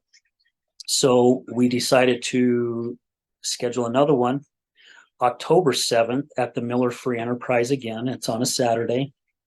And God works in mysterious ways. As I said, he puts the chess pieces in place.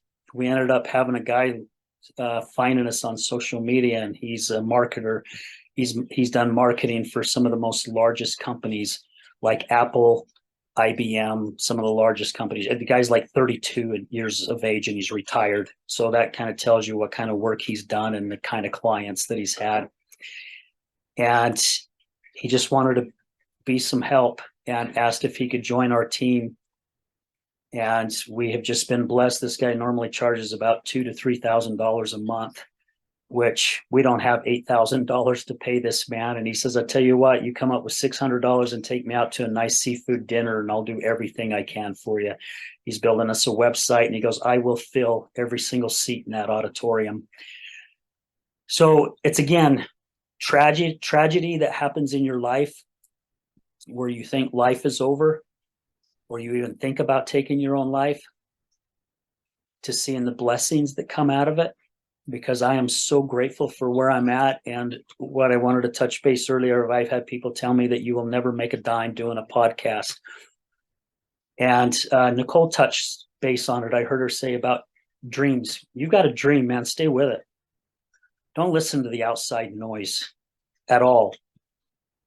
Because here I am now, 3 shows away from my 200th episode, 2.5 years in. I've interviewed some of the most amazing freaking people ever. And I tell these people when they tell me that, I said, you know what? They used to say you couldn't run a 4-minute mile.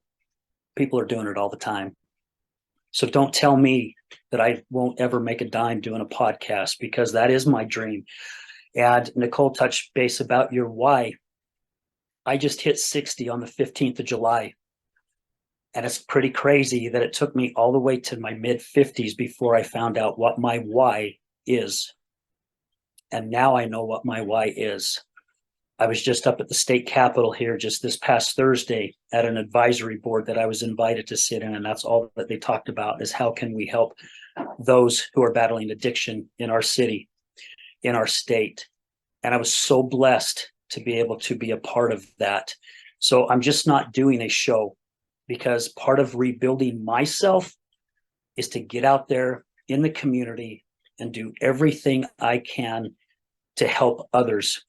Because I've said on my show many times, if one of my shows and one of the guests on the show saves one individual, everything I've gone through and everything my wife's gone through these past 14 years is worth it, because we know it'll snowball.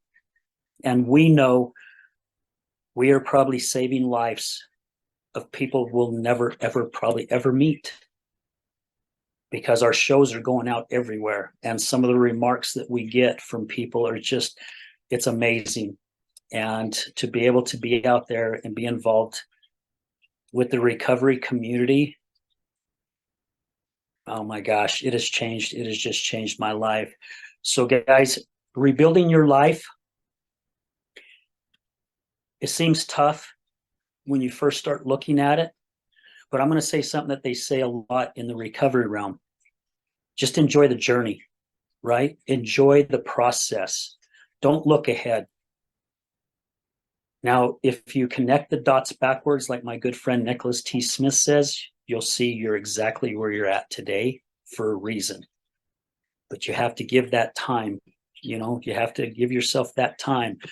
And then start connecting it backwards, and you'll see everything that you've gone through in your life puts you exactly where you're at today.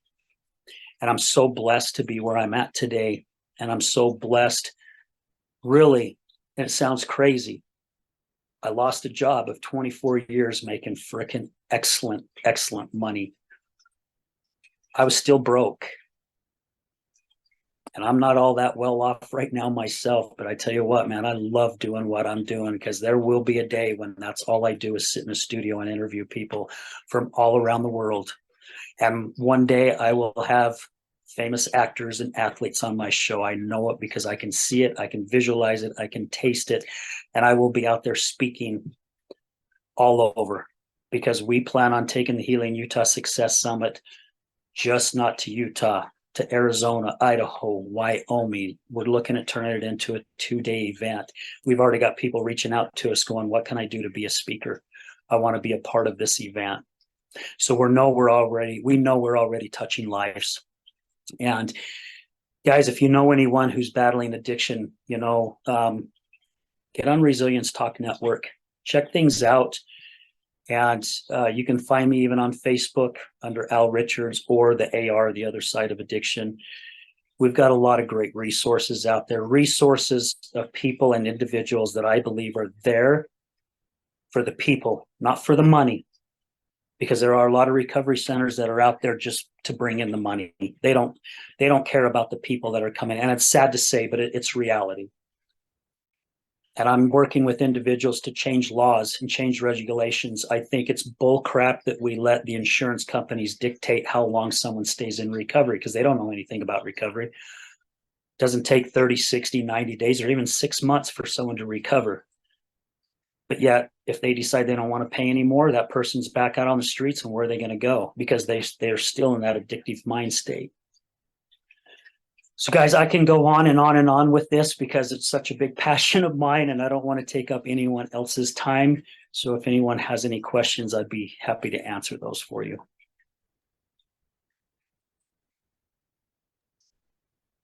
Al, thank you so much. That was so good. And yes, if anyone has questions, please put it in the chat or come off mute. Also, Al, will you put the link in the chat so that people can find you directly? And Yes. you know, addiction comes in so many forms, you know, kind of like what I was talking about, and Nicole talked about it a little bit. You know, for me, for example, I was addicted to outside approval, or the negative thoughts, you know, of past experiences. Oh, I failed before, so I'm no good now, and stuff. So addiction comes in all sorts of shapes and colors and sizes and stuff. So it's important to apply the things that have been said to whatever your addiction is, and reach out for help. You know, excuse me.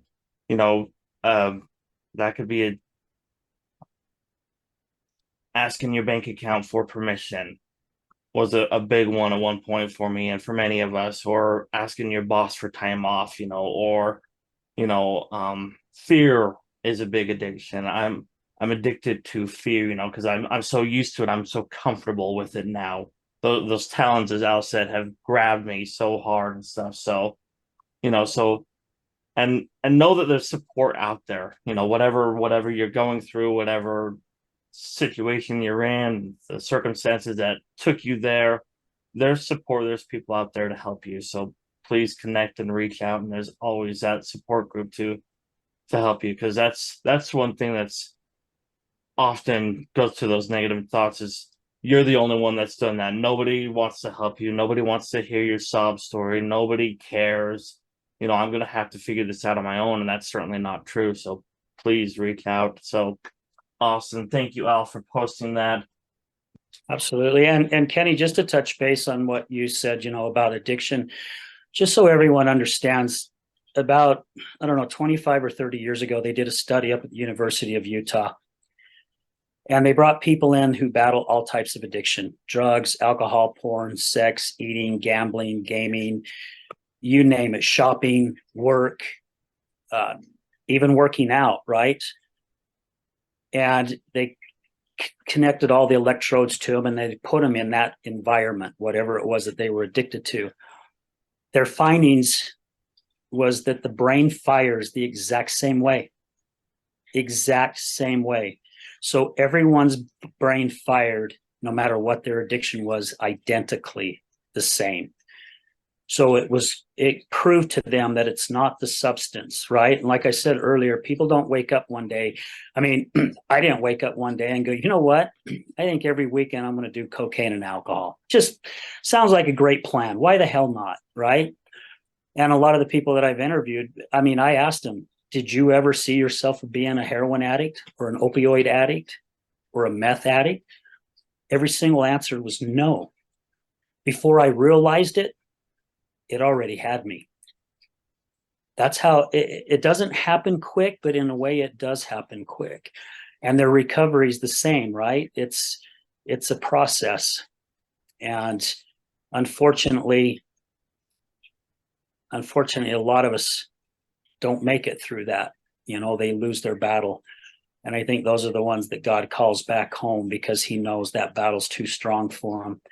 However, the ones that are out there now helping individuals, I am a firm believer, this is just my belief, that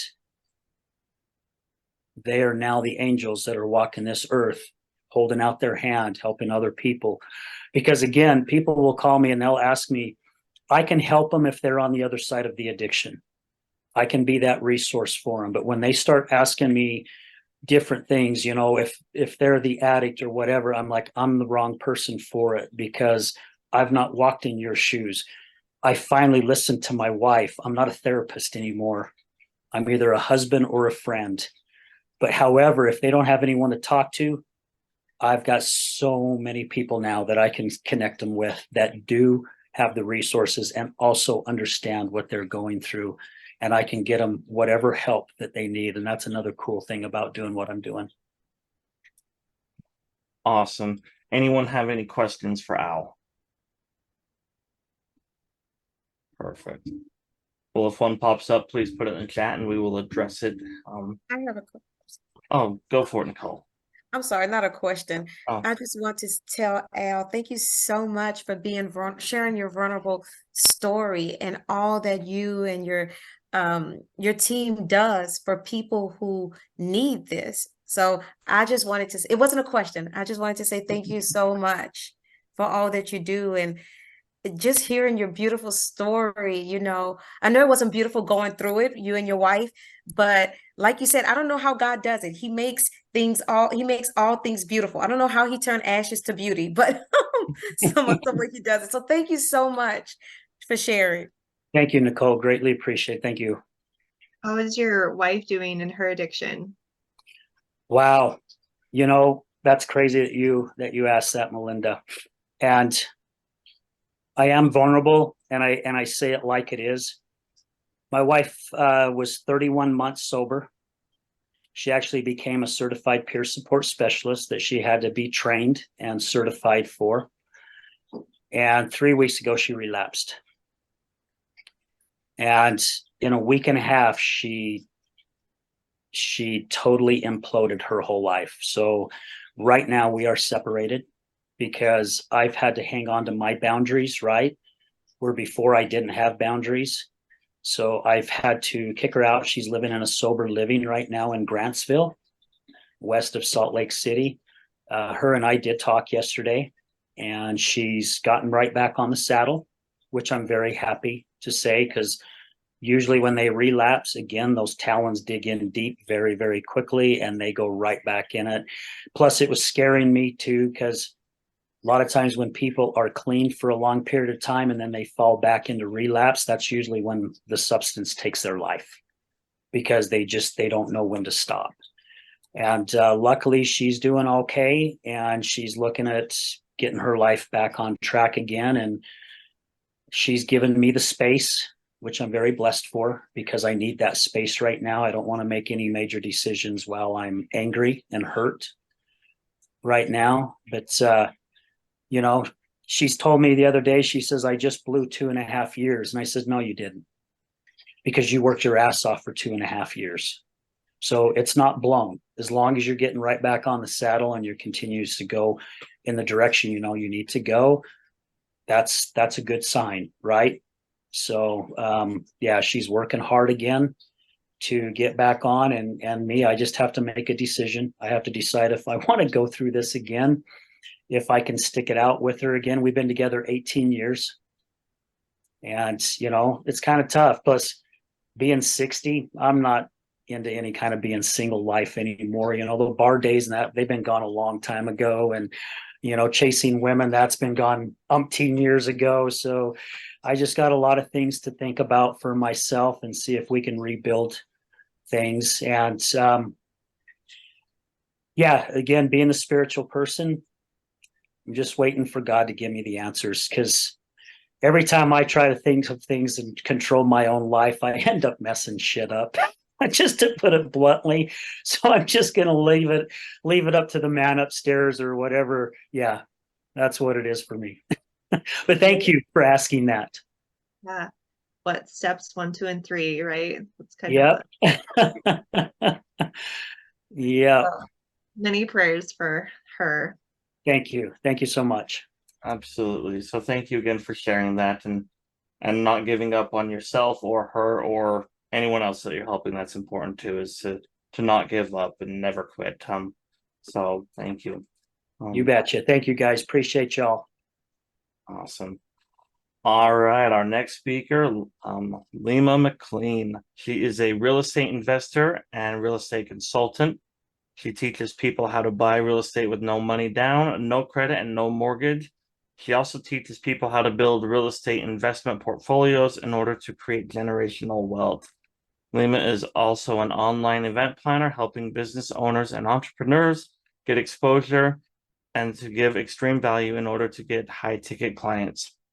She is an author, motivational speaker, and philanthropist. Lima has a mission to help others build wealth and change their lives financially. So, Lima, we will turn it over to you. Hi, Kenny. Thanks for having me on today. I love all the stories that I've been hearing and so inspirational. So I really appreciate being a part of this.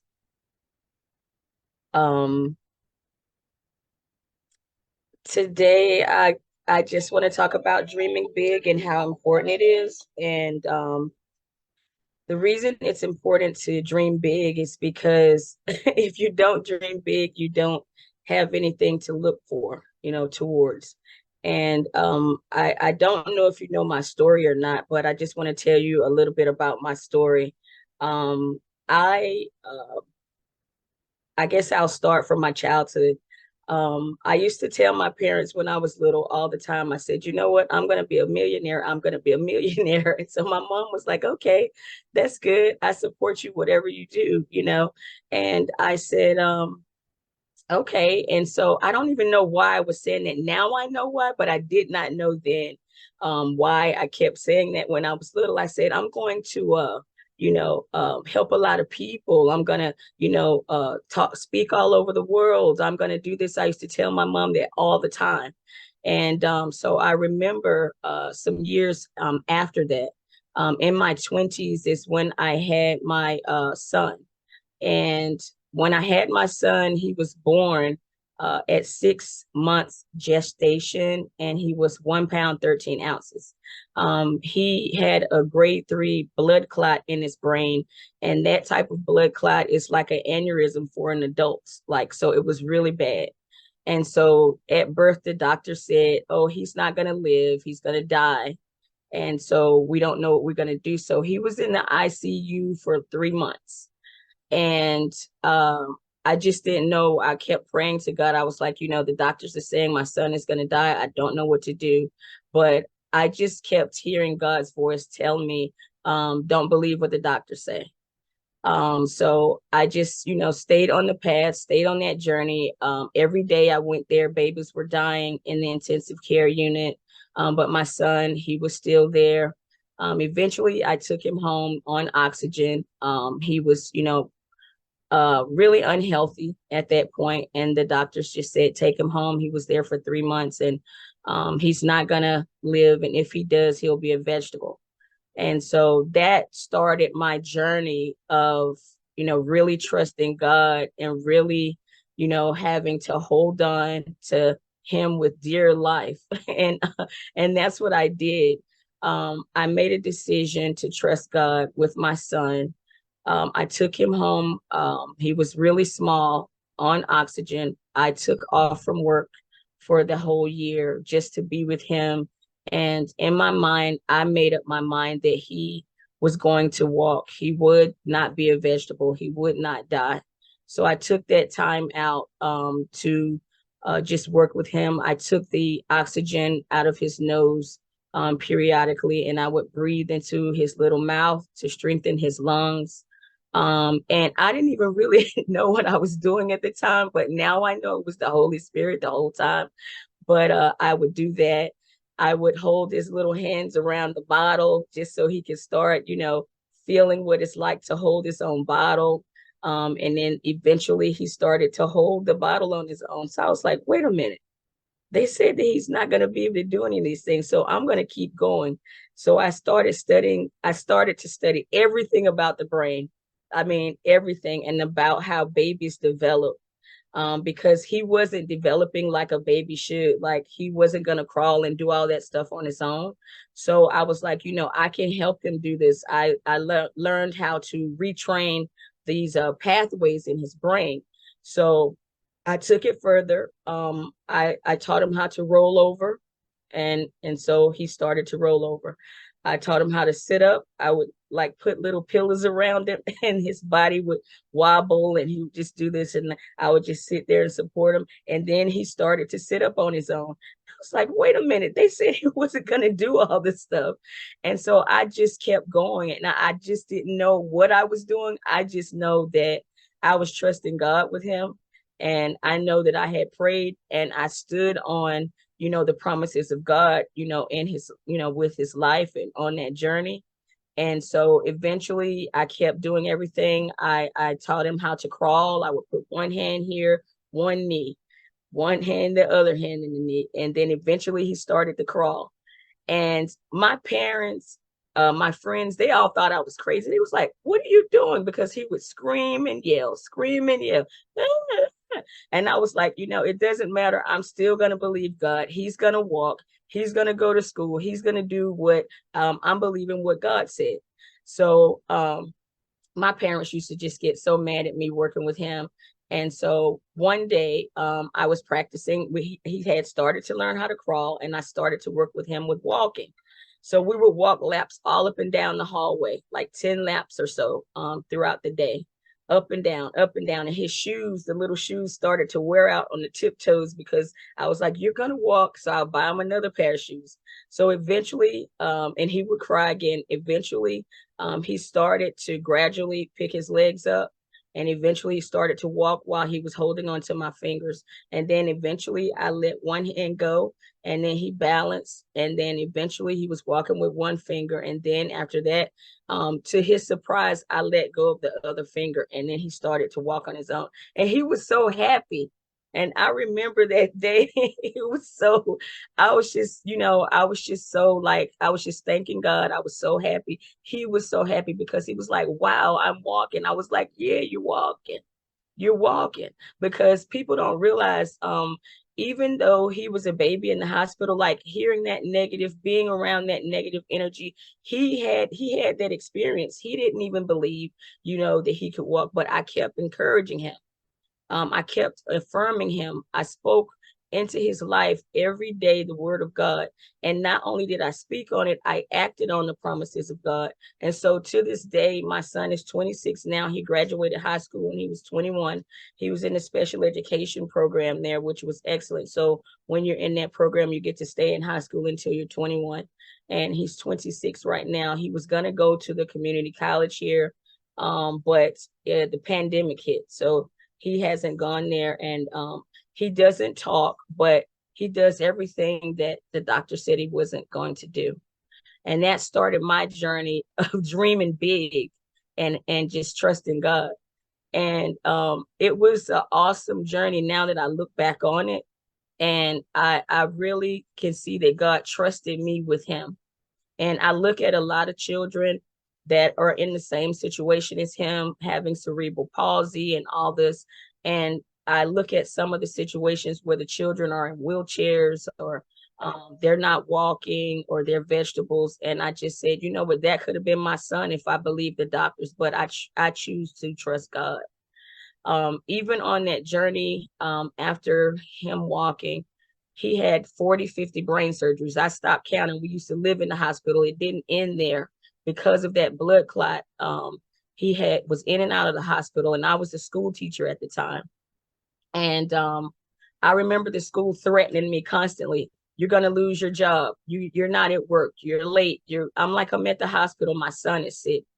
So I said, God, you know what? I have to do something. I have to make money, like lots of it, because my son is going to need help. And I can't do it. The school is threatening me. So I just kept praying. I remember I was praying, I was fasting. And that's when real estate, I got it. It just hit me. And I said, I know that was God. And so I took the next year and started studying everything about real estate. And I know you probably know who the first course that I purchased, Carleton Sheets. Anyone here heard of Carleton Sheets? That's who I purchased that program. And that's how I started real estate investing, through Carleton Sheets. I studied that. I bought some other programs. I read, And I did my first deal. I finally got the courage up to do my first deal. I screwed the deal up. It was supposed to be $5,000, but I made $2,400. But that day I said, you know what? Okay, I see what you're doing, God. Okay. So I went to the Board of Education and I said, I quit, and I left the job. And I remember doing deals while my son was in the hospital having a brain surgery. I had to sign the paperwork. They said, okay, if you sign the paperwork when you're having surgery, they always tell you, oh, under the surgery, they can die, they can come out paralyzed and all that. I still trusted God. I signed the paperwork, send him in there, and I'm in there working, doing deals at the hospital. And he would come out jumping around. God, every time he went in, he was faithful. So I was like, wow. I was like, thank you, Father. And this went on for 6 years, 6 years. And within that year, that first deal, I became a millionaire that year. I mean, just instantly. And I was like, wow. Hundreds of thousands of dollars in cash flow every month, millions in dollars assets in real estate. And I was like, okay, thank you, Father. Thank you, Father. So this was in 2004. This went on. I opened up 2 firms. I had 2 real estate investment firms. I had employees that were working there, and everything was good. But the whole time, I just was unsettled because I was alone. I didn't have a partner. I didn't have anyone that I could talk to about the business. And I started to go into fear. And I was afraid. I was like, Father, how am I going to maintain all of this? How am I going to make sure that all the people get paid, that their families are going to eat and all this? And it started to be, just so overwhelming. And I remember just, at night, just praying and asking God, I need a mentor. I want someone to, come and help me. I don't have anyone I can bounce things off of. And so I never got that mentor. It's like God told me, I'm enough. I'm enough for you. And I said, okay. And then 2008 hit, and that's when the market crashed. And when the market crashed, I lost everything. And I went through major lawsuits. I was sued for millions of dollars. I was going through a divorce. My bank accounts were frozen. I was even arrested. A lot of companies were shutting down. And I was like, what's going on right now? What's happening? I was praying. I was like, God, what's happening? All of my dreams are shattered. You said dream big. You said go big. You said believe in you. And now my life is a mess. What am I going to do? And so I was arrested, literally. I remember a lot of people being arrested, companies shutting down. And I was like, what's going on? I never had a record in my whole life. And I was like, what is this? This is not real. I'm dreaming. So to make a long story short, I was faced with going to prison 20 to 25 years when that happened. And I was just asking God, how is this happening? Why is this happening? What's going on here? And then millions of dollars in lawsuits against me. All of my assets, everything frozen. And I was just, in a bad space. So I said, I don't have a record. I'm not going to, jail. I went from attorney to attorney, and they said, okay, you're good. This doesn't make sense anyway. You're going to be fine. You're not going to go to jail. You're not going to, get into any type of trouble because there is no trouble. And I said, okay. And so I just kept believing God. After a period of time passed, I got some paperwork in the mail. And the paperwork is saying that I had to go to court because I was indicted on a felony charge through my real estate business and myself and some other companies. And I was like, what? And not only did I get a notification in the mail, but my mother, she worked there, and my sister worked there. They both got notifications in the mail. No one else that worked there but my family, my mom and my sister and myself. It was my company. And I said, what is going on here? This is crazy. And at that time, it was like really, really hard for me because I was like, God, I thought that, you know, everything was going to be fine. Now they're trying to arrest my mom and my sister. We went to court, and the prosecutor was there, the judge was there, and they were really adamant about, you know, the fact that they wanted to imprison me, and not just me, but my mom and my sister. And I just felt so horrible. Like my heart was broken because my mom had never had a record, my sister, myself. I'm just like, what's happening here? And the weight of the world just seems like it was sitting on my chest because not only was I experiencing this, but my mom and my sister, you know, and I just felt so horrible. And I remember that to this day, just carrying that weight. And I kept praying and believing God that, you know, we wouldn't be arrested, we wouldn't go to prison. But it ended up happening that we did get arrested and we did go to prison. And I ended up being sentenced to 4 years in prison.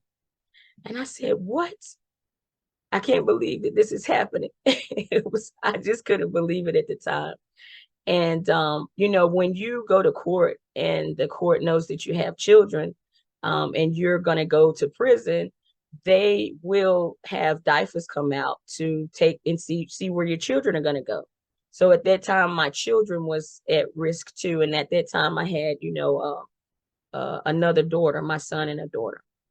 And I was just like, this can't be happening. So, and it was happening and it was real. And I did go to prison. And fortunately, my children, they didn't take my children, because my children, what they did with me, my mom and my sister, they rotated our sentences. When my sister went in, my mom went in, one of us we were out. And we had planned on going onto this early exit program where we get out early. I got out early.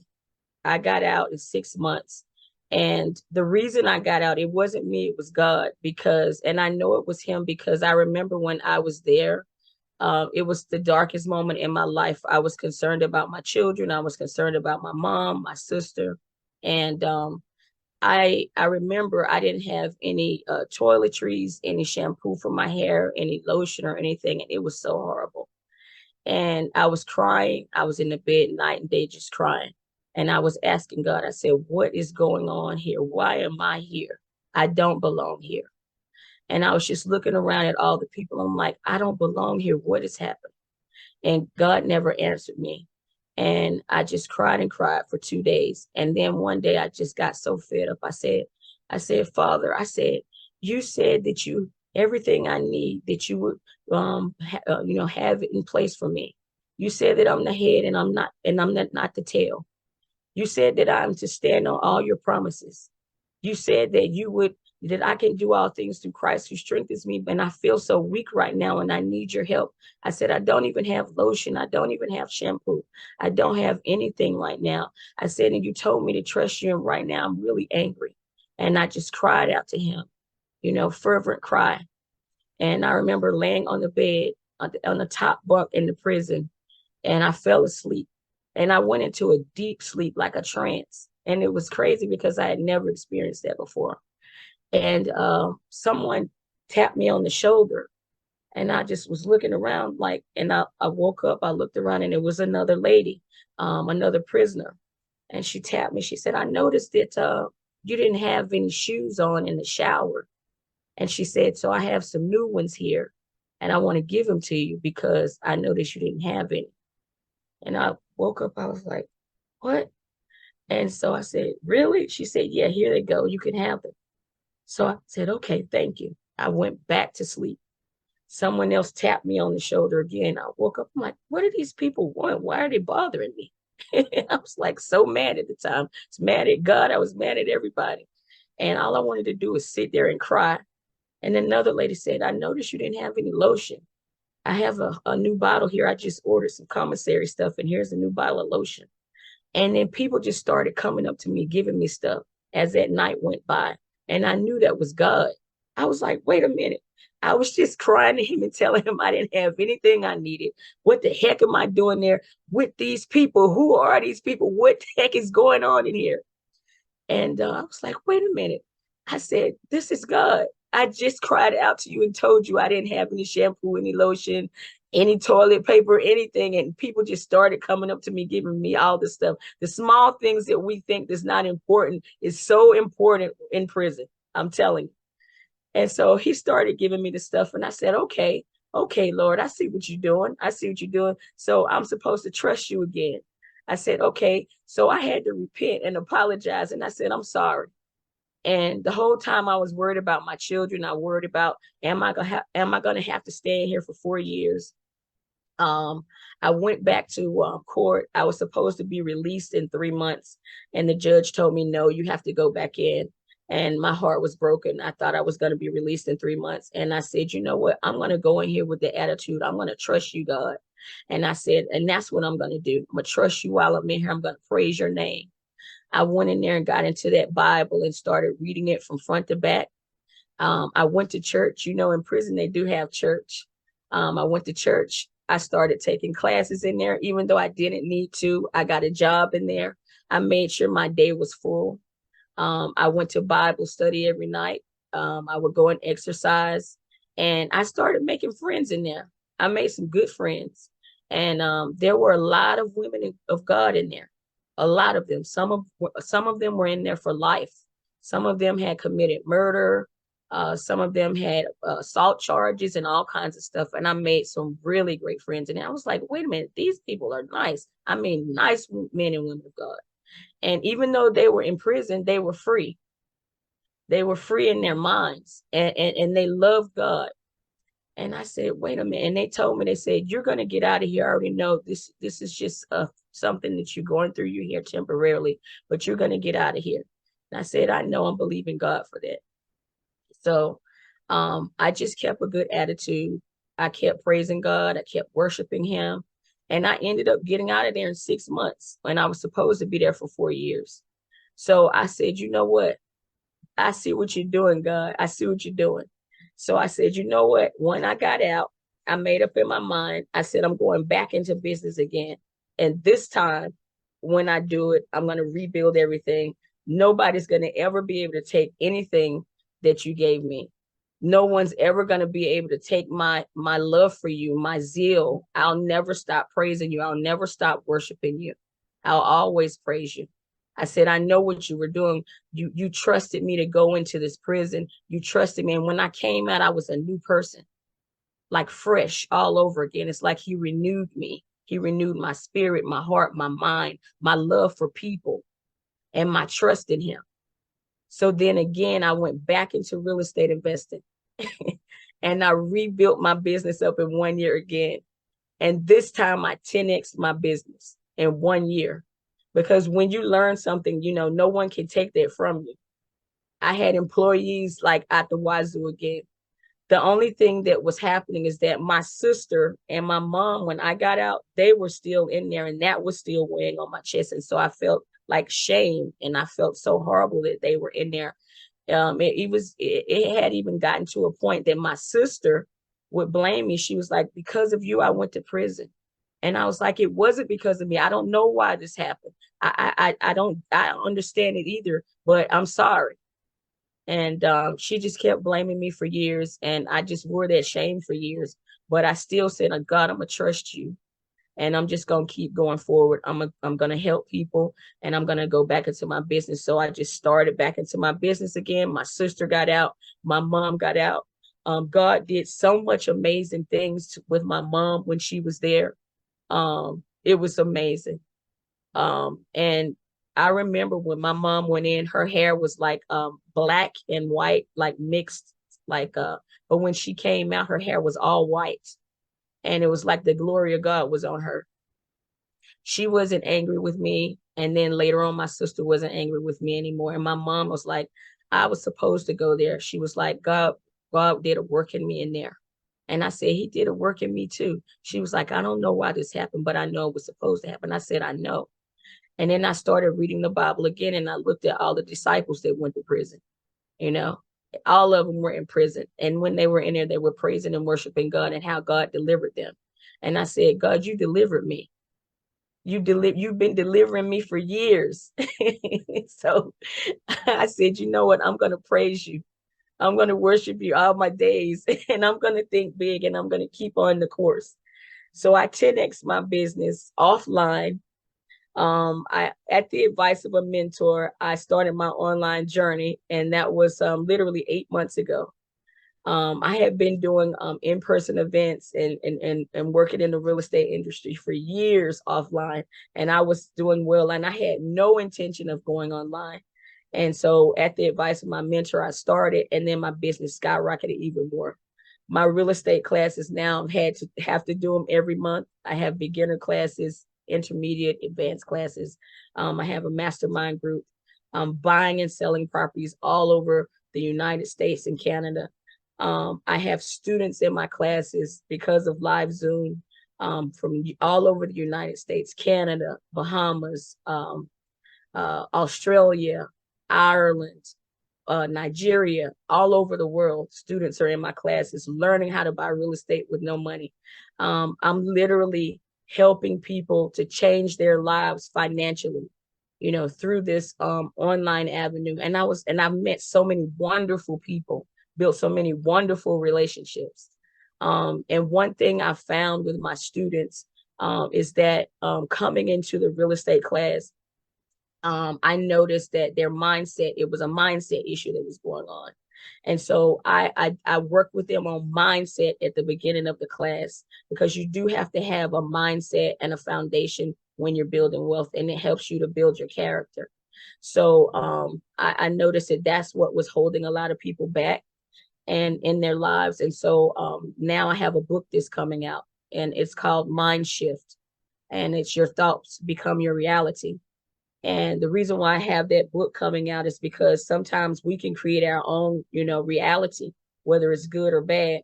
And just like Al was talking about, sometimes you can go back and retract in your life, the different pivotal moments in your life. And I remember, at one point I was looking at the situation where my business shut down and I lost everything and I went to prison.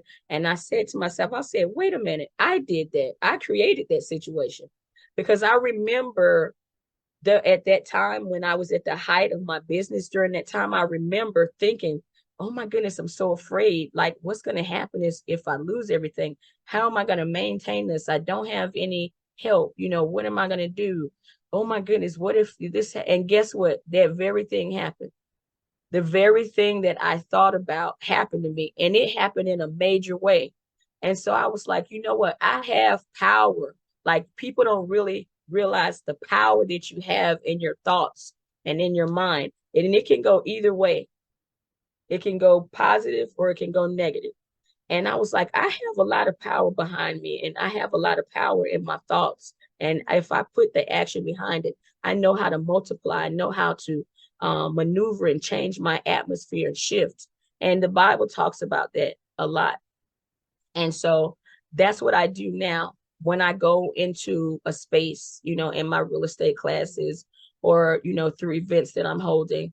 I shift atmospheres. I go in and I talk to people. I help them with their mindset, and I help them to build a mindset so that they can create wealth, generational wealth for their families. I help them to protect their assets. I help them to learn about business credit. I help them to do whatever it is that is going to take necessary for them to build their businesses and to build wealth and to hold on to it so that they don't have to lose what God gave them. And I made sure that on my journey, I always watch my thoughts. Every day I'm conscious and aware of my thoughts, because, a lot of times our thoughts can take us to a place that we don't want to be. And I created that in my life before. And so that's why I just encourage everyone all day, every day, even my children, watch what you're thinking. What are you thinking about? Make sure that you're thinking on good things, happy things. Think about your future. Think about, every situation. It doesn't matter what it is. It's a good situation. God worked everything out for good in my life. I wouldn't be where I am right now if that didn't happen, because I wouldn't have trusted God the way that I do now. Like right now, I don't have the fear of losing anything. I know how to protect my assets. I'm actually literally going around right now. I have a program that I created. It's an asset protection program for people that are building wealth. Through my real estate classes, I'm also even coaching. I have a mindset coaching program right now where I'm helping people in business to develop the mindset, because a lot of times they're not getting clients and they're not retaining them because they don't have the mindset to retain them, and it's their thoughts, and they're creating that type of atmosphere. So I'm helping them with that mindset and developing the correct mindset and the character so that they can, build wealth. And it's just been an amazing journey for me, and I just thank God. And now I'm actually happy that I went to prison. I'm like, wow, I went to prison. So I was joking with my mom. I said, we're some real OGs. We OG. And she said, yeah, we are OGs, aren't we? I said, yeah. And so I thank God for that experience. And it just really opened me up. And now I don't hold back. I don't have any regrets. Anytime I see opportunities, I move forward. I dream big. And the sky's the limit. I'm online now, so I know that the rest of this year is going to be massive. Making connections with people every day, and it's just amazing. It's just amazing, and I just thank God for everything. And also too, it was so weird because during COVID, when it hit, a lot of people were getting sick, and I remember my kids, they got sick too. But before it came out, I didn't know what it was, but COVID was in. And and this is just another way that God, showed me that I can trust him, and that you can really shift your atmospheres. Because when COVID hit back in 22, I believe 21 or 22, anyway, I got sick. And I never get sick. And I was like, what is going on with me? I couldn't even go up and down my staircase. And I was like, wait a minute, I hope I don't have this COVID stuff that they're talking about. I couldn't breathe. It would hurt for me to breathe. And I was like, what is happening with me? And I was in the bed for like 2 weeks. My sister kept calling. My other sister would call. My mom would call and say, you need to go to the hospital. I said, I'm not going to the hospital. I trust God. I'll be fine. It got worse. It got so bad. I was in the bed, like I couldn't even get up out of the bed. I even like felt like my body was like I was lifting up out of my body. You know how people talk about that? I was like, what is happening? When I started to feel that, I was like, am I dying or something? And then I began to pray, and I asked God again. I said, Father, I was like, don't let me die now. I was like, I don't want to. I said, I don't want to go. I said, if it's time for me to go, then that's fine, but I don't want to. I said, let me finish raising my children. Let me see my grandchildren, my great grandchildren, and all of that. I said, if it's not time for me and I don't have to go, let me live. And I remember praying that prayer, and I still laid there. I did not go to the hospital. I refused because I was believing God to heal me. I was like, you know what? I'm not leaving. God will take care of me. Well, my sister, one of them called the ambulance and sent them over anyway, and I was upset. But now that I think about it, it was the best thing for me. So I went to the hospital. I was there for almost 2 weeks, and I got better. I had a speedy recovery, but a lot of things were happening in my body that I didn't understand at that time. And so after I was released from the hospital, the nurses, they would come out to the house. One nurse came out one day and she checked my vitals, and she was like, wow, you're doing good. I was like, oh, okay, thank you. I would do my breathing exercises. I would go up and down the stairs, and I was like, God, thank you. Because before I couldn't even do that. And so the next nurse came out the next day, and she said, I'm here for Lima McLean. And I answered the door. I said, I'm Lima. She was like, yeah, I'm your nurse. She's like, you're Lima? I said, yeah, I'm Lima. You came to see me. She said, yeah. She said, this can't be you. I said, yes, it's me. And so I said, come in. So she was like, I can't believe you're walking around. I said, well, what do you mean? She said, did you read your chart? I said, no, I didn't read my chart. I said, what are you talking about? She said, all of my COVID patients died this year. She said, I read your chart last night and I started to cry. I said, why? She said, because I was like, oh my goodness, I know this lady is going to be in such horrible shape and she's probably going to die like the rest of them, but I'm still going to go over there. And I said, well, what do you mean? She said, she said, you were so bad off, your body was shutting down. They didn't tell you in the hospital that your body was shutting down, that you were dying. I said, no, they never told me that. She said, yeah. She said, you're supposed to be dead. She said, all my other patients, they weren't even as bad as you and they all died. She said, and you're still living. She was like, I can't believe I'm sitting here talking to you. She said, I can't believe you going up and down the stairs. You're not supposed to be here. And then there was another pivotal moment in my life. I said, you know what? I prayed and I asked God, I said, let me live. And he did. And I was like, oh my goodness, thank you, Father. You did it again. That's why now I don't have any fear. I don't have any regrets. I press on in life. I dream big. I do big things. I teach my kids to do the same thing. I work with people every day. If you believe, then you can receive.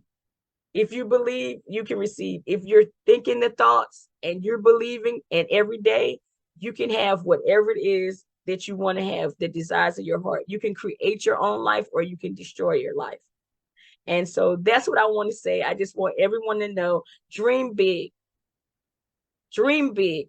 Have the life that you desire. Have the life that God said that you can have. And then that's, the way that you can live. Every day I'm happy. Every day, every day I'm creating my life, So even after I leave here, me and my children, we're going on a trip, like a little mini trip. And I just thank God for being on here today. And my book is coming out. And it's awesome. A lot of stuff that happened in my life is in there. If you're having that mindset shift that you need to take place in your life, definitely that book, will change your life. I want to offer anyone on here that wants to jump on a call with me. We can go through a mindset shift session that can help you build a foundation for your business, for your life, for your relationships, so that you can dream big, continue to dream big, and think big and do big. So that's why I just want to thank you right here today for having me on. Thank you so much. That was fantastic. Thank you for sharing your story. That's amazing. If you do want to put that down in the chat so that people can get a hold of you, that would be amazing. Does anyone have any questions for Lima before we move forward? You can either put it in the chat or just ask vocally.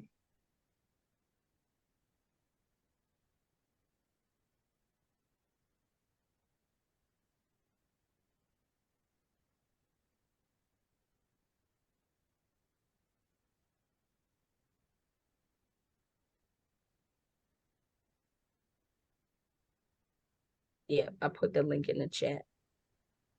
Yes. Awesome. Thank you so much, Lima. Thank you for sharing that. And thank you to Kenny.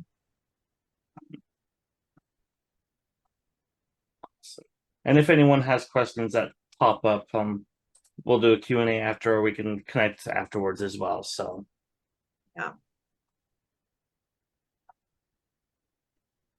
Right. If not, then we'll move forward.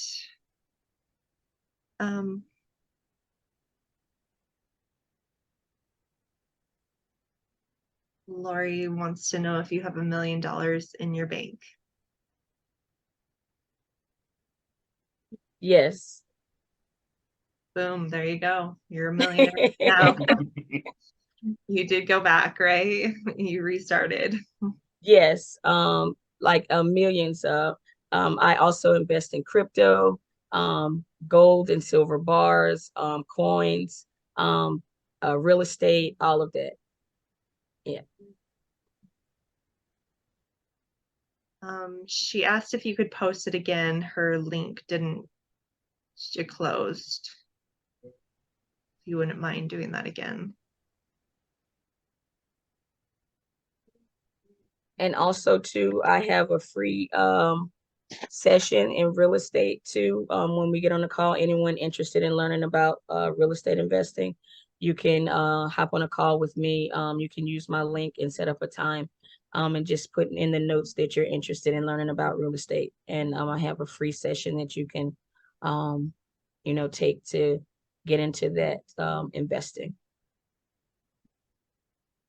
Beautiful. Thank you so much for your support. Lori wants to know where you're located. I live in New Jersey and Florida. I'm a resident of both.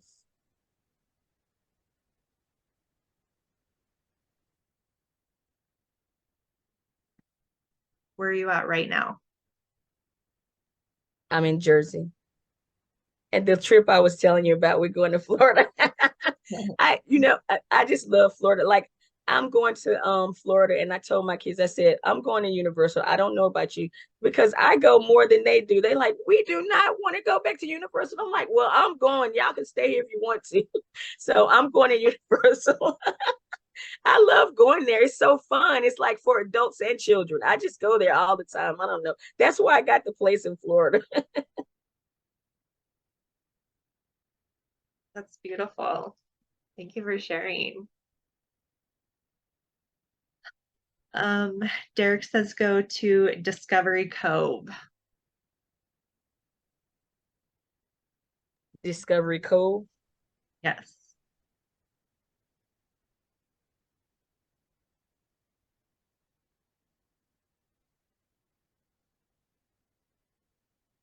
Okay. There's no further questions. We will move forward to R.G. Williams.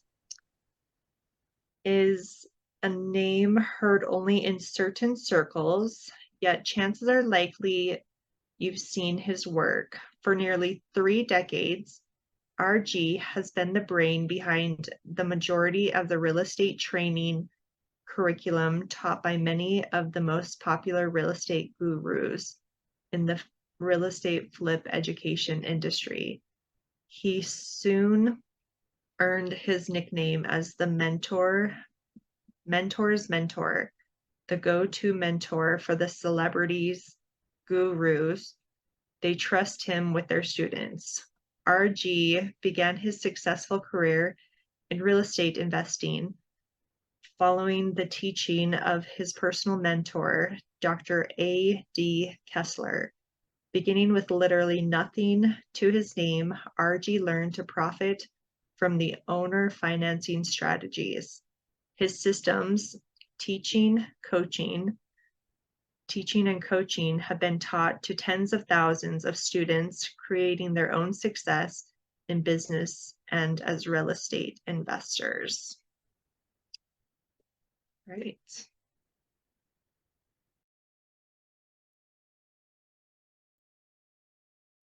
RG, the time is yours. There we go. Did I get unmuted? Awesome. Kenny, thank you so much. Melinda, that's a lot of words. Yeah, I've been in real estate since 97. So Lima, I loved all of your stories. Carlton and Sheets and we used to do seminars together. So when you said him, I was like, yeah, I'm one of the old dogs in this game too. So I tell my wife, I've just turned 62, and I tell my wife I'm at halftime. We got another half to go. We're just getting this thing off the ground, and life is just too cool. So Kenny and I met, I don't even know how long it was, but just through Facebook. And, it's a cool platform that allows people from different walks to get together. And I just am truly grateful for his friendship, because it's just opened a lot of fun doors for me. I got started in real estate in 97 simply because of a thing called divorce. Threw me into a loop. I came from the financial planning background. And so all that fun stuff that like Nicole was talking about, getting licensed and so forth. I had so many licenses. I just absolutely forgot how many licenses I had. And then the divorce puts it in. And so here we come, find ourselves out, and I had to make some money. I was generating $6.86 an hour when I started doing real estate. January of 1997, I had a 480 credit score. Nobody wanted to talk to me. Nobody cared. I have a high school diploma. I had to go to night school to get out of high school. That was the story. I am also from the area of Salt Lake City, and I had slept on an air mattress, the one I got from a dollar store. And then my parents helped me by getting a pull-out, one of those, what are they called? The hide-a-bed in the couch, whatever those things are called, right? And we got it from one of the local thrift stores here. And I had a black and white TV with the what do you call it? The rabbit ears, right? Rabbit ears with the tinfoil on it. I was the remote control, right? All that kind of fun stuff. And the first deal I ever did in real estate, I generated $1,500. $1,500, not thousands, not anything else. And I had, well, when you look at it, I was making generating 686 an hour. So, you know, you go 40-hour week, four weeks. I had maybe $1,100, not quite, just shy of $1,100 in each month. And it took me 7 days to generate 1,500 from a real estate deal, doing a lease option and so forth. And I went, this dog knows how to hunt. I'm the youngest of 3 boys, right? So when you see an opportunity, you take it. And I sat from 6 a.m. until 2:30, I guess it was 3 o'clock in a cubicle with a temporary job service that had me placed out in the company that generated or built, built the boosters for the shuttles. And I was just inputting payroll. That's all I did. I sat back there. And the things I keep hearing is they may control your time, but they can't control your thoughts. And so there I was doing my thing, and I'd get home and I couldn't do anything because I had to drive around. I had a 1972 2-door Volvo that my dad graciously had purchased for me. And but I couldn't drive anywhere because I needed the gas, right, to get back and forth to work. I had a $500 rental payment and a $524 child support. So I had $73 every month to try and make something happen. Okay, it's a story. The one thing I figured out is success doesn't have a magic. It's not a magic pill. It doesn't have the magic sauce. Success is nothing more than formulas, routines, and systems. And you put those together over and over and over again, you get the same results. Lima goes down. She discovered where she needed to be, and she comes back because there's systems, there's formulas, right? That's all beauty of it. The other thing that I find is very, very critical, and I'm hearing it more and more. And so Kenny and Melinda, again, massive, massive gratitude to you for this Saturday. I'm usually on the road. Kenny knows that. I'm usually on the road. I'm teaching seminars every weekend. And Kenny reached out to me and he said, hey, would you be a guest? I said, in a heartbeat. 2 reasons, Kenny. 1, in a heartbeat. It's you. You asked, and I absolutely, because of our friendship. 2, it got me home. And so now my wife's like, yes, thank you, Kenny. He's home for a weekend, right? So all that good stuff. But I named my company, and here's where I'm going. I named my company Wealth and Riches Training. And you can find it out there, wealthandrichestraining.com. And I believe there's 3 tiers of money. There's your efforts, there's your money's efforts, and then there's somebody else's efforts for you. And that's a wealth code. And you have to understand how those 3 things go. I'm only me. I can only put so many routines and systems together because it's just me. I'm one off. And everybody I talk to says, man, we need to clone you. We need to clone you. I don't want to be cloned. I like being me individual. I like being the only me on this planet. Okay. I don't want to be cloned. I don't want to do that. How do I take the next step? Well, now I get my money working for me. And that's where I jumped into real estate. Okay. I don't do real estate because I like real estate. I do real estate because it generates sufficient amount of money to accomplish my goals. And so when I start looking at my why, which is a very, very cool thread that I'm hearing today, my why isn't my family. My why is, that's not even good English. Let's go back. My why, all of my goals. That's why I do things, right? I want to create nothing but memories. I believe the only thing we get out of this planet or off this planet or this existence are with memories and relationships. And I tell my daughters, I'm blessed with 3 beautiful daughters at home. A good thing they look like their mama and not me. So it's always good in that direction, right? And so I always tell them, listen, when you have money, you buy things.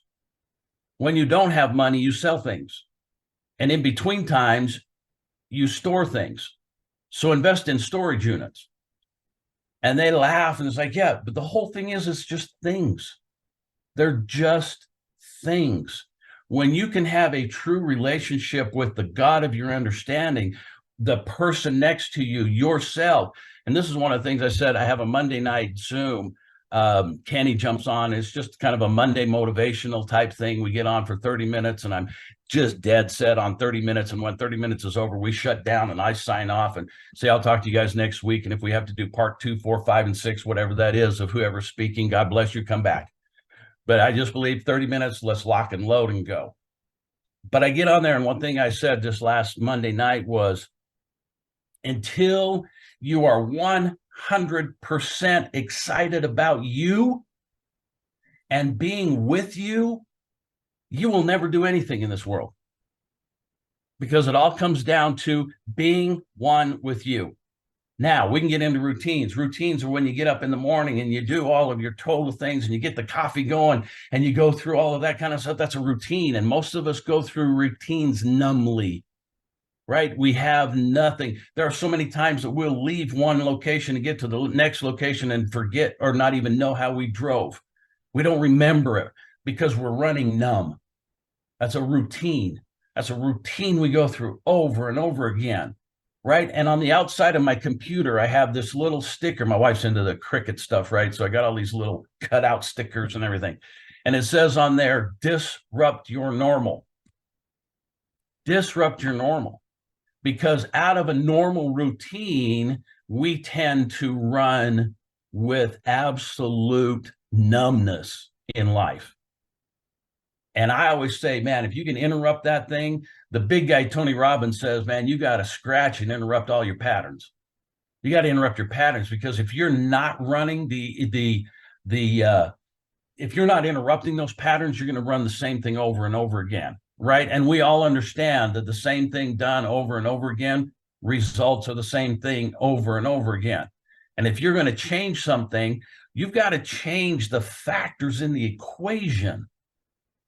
2 + 2 is always 4. You want 5, change the factors.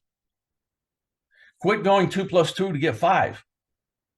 You have to change the factors in the equation. And if you're not changing the factors in the equation, then just be satisfied with the results. If you're satisfied with the results, then there's no need to change the equation. Right? That's where so many people get blocked or just absolutely bogged down in this world. And they're not happy with themselves and they're mad at themselves and they don't know where they need to be and so forth. So now we've got routines. Well, interrupt those routines. Then find the systems that make that go faster.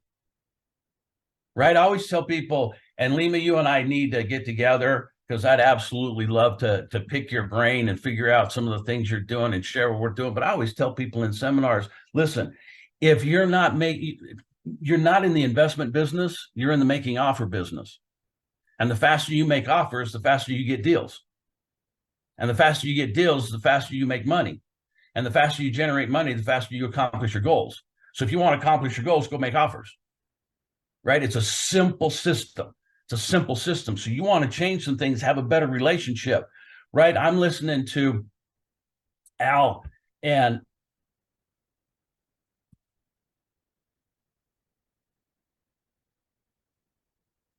I lost my brother to opioids. And it was back in 2001. And it just didn't work. So he ended his pain. And so I'm listening to that addiction and how all of those things. And then Kenny brings up the addiction of fear and the addiction of, and it's insane how we allow that stuff to be so deep. I've always said this: We were all created in abundance. Man created scarcity. One of the greatest t-shirts, posters I saw as a little kid growing up was this tiny baby. It said on there, it says, I must be special because God don't create junk. What a powerful, powerful. Lima's talking about her boy. My grandsons came in at 1.9 and 2.1 pounds. Okay. They came in, they are I was playing croquet with them last night, laughing and going. They're 11 and 7. Okay. And just amazing, right? And God don't create junk. There's no mistakes. There's no mistakes. So when you start looking at yourself and you're going, you know what? There's a reason I am right where I am, because I need to be right here where I am. No other reason. I am exactly where I need to be. Then we sit back and start questioning. Really? You're where you need to be. So why are we questioning that? Now, you want to be somewhere else? Change the factors. Change the factors. Disrupt your norm. Get out of a normal routine. I learned years ago that if you start, like, put your pants on with your non-dominant, so if your right leg, go left leg first, then what it does is it helps strengthen those signals again. And Lima, you brought all that up. That helps fight Alzheimer's. So start doing things. That's disrupting the normal. With a child, we always cross their arms because it crosses the center line and it pulls all that stuff together and it strengthens all of that. God didn't create junk. Why we go through and allow all of this? Kenny, you brought that up and I almost jumped through the whole Zoom screen, and you'll understand where I'm coming, to give you a big hug and a kiss because you said, I am worried about what other people think, or you were. And that's been an addiction. That's the way I was raised. Well, what do you think other people are going to think? Well, what do you think? What do I think? I need to be concerned with what I think. Right? This is the opportunity that you got to sit back and go, well, what do I think? Lima says, and I wrote it down, watch what you're thinking. More power in that than anything else. You watch what you're thinking, the results happen. And then I followed up with, if you believe, you can receive. Holy smokes. Man, I've always been a Napoleon Hill. What the brain, what the mind can conceive and believe it can achieve. And most people get stuck on the believe part. I can conceive that. I got this great idea. Okay, do you believe it? Well, no, it's for somebody else. Well, then you're not going to achieve it. So then you just lie to yourself. And then you just get through this life and you get into that position where Larry Miller, who was the owner of the Utah Jazz, and I don't know, 42 or 43 different car dealerships here in Utah. And that's how he made his billions, right? And he said, what I really loved in his book, he said, I always wanted to be a part of the, oops, I shouldn't have done that group, versus the, I wish I would have done that group. Man, so many of us get to the end and go, ooh, man, I should have done that. Well, why not do it? Why not do it? Why not interrupt your pattern? Why? Because you look like you look like? Because you believe? Stop. Had to go to night school to get out of high school. All I know is how to generate money. Wealth to me is friends, family, relationships, everything we're learning here in this beautiful 4 hours that we've been playing. And riches is a bank account. Build your bank account the way you want so that you can go to Universal. Mine's, sorry, girl, nothing against Universal. I'm a Disney fan. You just got to see all my ink. It's all a Disney fan. Okay. So, right. But you got to have all that fun stuff. Right? Because the greatest memories is running around. Several years ago, there was 21 of us that ran around 11 days in Disney World. That's some memories. Why? Because I focused on the routine of getting the systems down in one field of real estate. Generated multi. I look at it and just, somebody asked me too, hey, are you a millionaire? Yeah. And I always say this, I have an MBA, a major bank account. And then I have a PhD that supports my MBA. And my PhD is pretty high deposits in my major bank account. And that's how I live. I got a PhD and an MBA because some of the people around me think I should have a degree. I got that. Okay. In my world, that works. I got a major bank account that allows me to do other things. Now I'm going after my PhD and increase that. So pretty high deposits so that then I can take care of others. I only need so much for me. Then I need it for my family, the extended family, the community, and then it's the world. Okay. As I jump on planes every week, there's always one thing. Mask will drop. Secure yours first before helping someone else. If you are not secure in you, okay, you cannot have withdrawals from that bank account. There's nothing in that bank account. And when people draw from that bank account, then you become overdrawn. And when your personal bank account is overdrawn, that's when it all falls apart personally. So you've got to always drop in. You've got to always have massive, massive high deposits, financially, mentally, emotionally. You got to have all these deposits in because people are going to withdraw. Cool.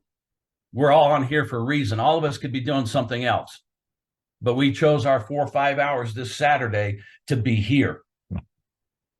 So with all of that, Kenny, I'll go on forever. You know me, okay? And I am just 100% grateful. And my wife calls me an ironclad marshmallow because I'm so hard on the outside and softy on the inside. And I'm just so grateful that God still has me on this planet because there are so many talents and so many gifts that I still get to go with, and I still get to stumble on, and I still get to screw up. My dad had a definition of success was get a degree. He was born in 1926. So came through the Depression and all that stuff that generation dealt with. And he always said, here's your definition of success. Get a degree, get a job, stay there, secure your family. And I had to change that definition. And success for me is when God gives me another day on the earth versus under the earth. When I can plant my feet every morning, everything else after that is gravy. I get up in the morning and stretch and go, yes, here's one more. Here's one more. Let's go to work.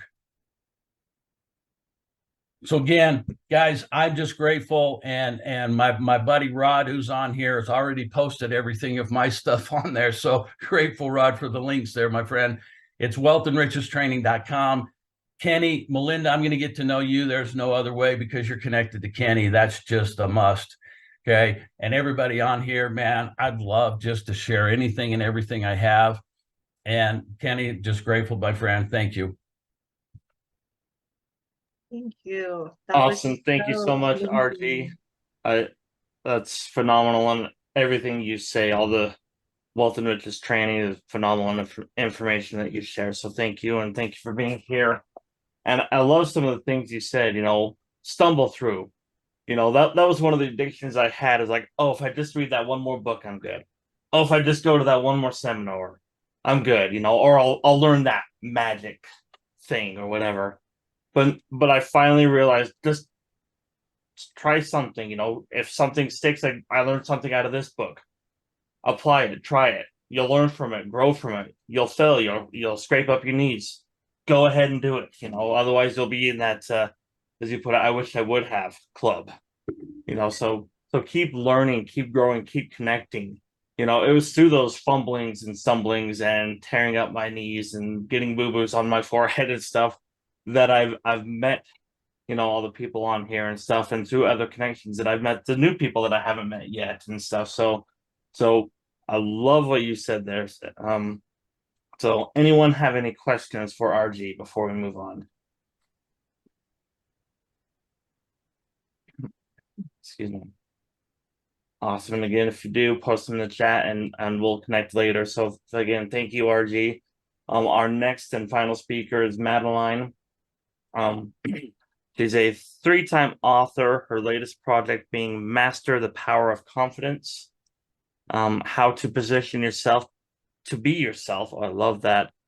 As a singer, her voice has carried her around the world, from the top of the World Trade Center towers to royal performances. Madeline's creativity, written or spoken, is a fuel that keeps her fire burning, and she blends humor and wit with raw edge, heart, and soul.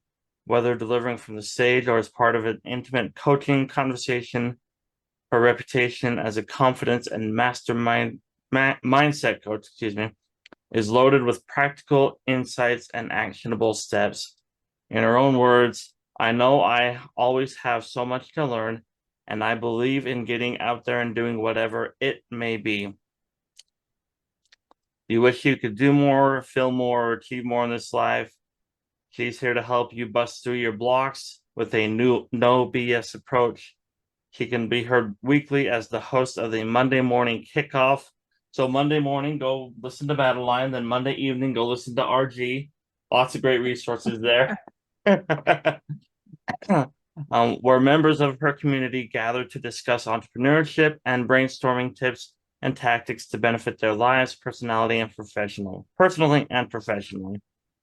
The recipient of Certificate of Esteem from the U.S. Department of Defense, Madeline draws upon honors of performing a USO tour for her country, was awarded Women of the Year 2018 and 2019 with NAPW. Excuse me.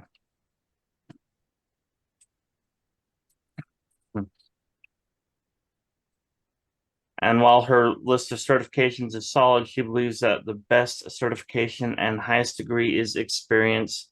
You walk away with her feeling good, hopeful with strategies, action steps, and beginning of transformation. She is the real deal. So, Madeline, the floor is yours. Wow. I'm like, who is he talking about? First of all, I am so grateful. I popped in when Lima was talking, and girl, I didn't hear it all, but your energy had the hairs on my body standing up. I am grateful to be here. Melinda, everyone, hello. RG, that was wonderful. Forgive me for being so late, but I am blessed to be here, and I know that. So that was quite the introduction. I'm just a girl from Jersey. So Lima, you're in Jersey. I was born in Newark. I am now living in Florida. So if you're coming down and you're near the Fort Lauderdale area, let me know. We can have lunch or a drink or whatever. So I already have such a beautiful, energetic feeling here. And Kenny, we met on Facebook. But when I was talking to Kenny, it was as though I've known him forever. So I'm very intuitive. Doesn't mean I'm special, it just happens to be. And Kenny has just become a friend. And I love it. So thank you for inviting me. What I'd like to add to everything is that number one, all of you are so flipping amazing just for even being here. Because it's true, we could be someplace else, but we have the heart and mind that we want to support others. We want to get our messages out there. And the more we do it, the clearer the message gets. The clearer the message gets, the more we can help someone, because it's going to ring true and strong to them. And I know, Lima, you mentioned how God steps in. And if I may, I just want to say that without faith, there can be no belief, at least in my world. And I don't preach, but I will say that I have been on a roller coaster in my life. I have had super highs and tremendous lows. I've had all the fails, the flops, the falls, banged into the wall so much my forehead is flat. And I'm like, if I can help someone not bang too many times or not that hard, let me do it, right? And it's also such a good feeling to me. I call it my selfish generosity. When I can help someone and they walk away better, I feel like I'm gifted. I feel like it was a gift for me. It just really makes me feel good. I'm listening to the few of you that I had the opportunity to listen to, and I have talked before with Kenny. And what I notice right here is that you are the real deal. We have a lot of people who are out there trying to be gurus and hiding behind the bling. And what I want to say is that when I wrote my book, it's really about being who the F you are. Fur. Who the F you are, okay? I see a gentleman riding in his vehicle. I love you. How wonderful is that he's spending his time here? Yay. That's confidence. That's confidence. That's like, you know what? I am who I am, wherever I am, whatever I am doing. It's confidence to position yourself in life to be yourself. Now, the reason I'm so passionate about this is because when I was on stage singing for some of the wealthiest people in the world, I was great, but off stage, I was a complete mess. Okay, I want you guys to know that all that glamour puss stuff that you see in all these celebrities, when you go to you, that's who you deal with. You know that, but I remind us because we have to be, not act, not behind a mask. We have to be. On those stages, everybody wanted to be me, but guess what? My life was a mess. My relationships were a mess. I had a ton of money, but I was unhappy. So my thing today, not just today, but in my life today, is another reinvention of who I am.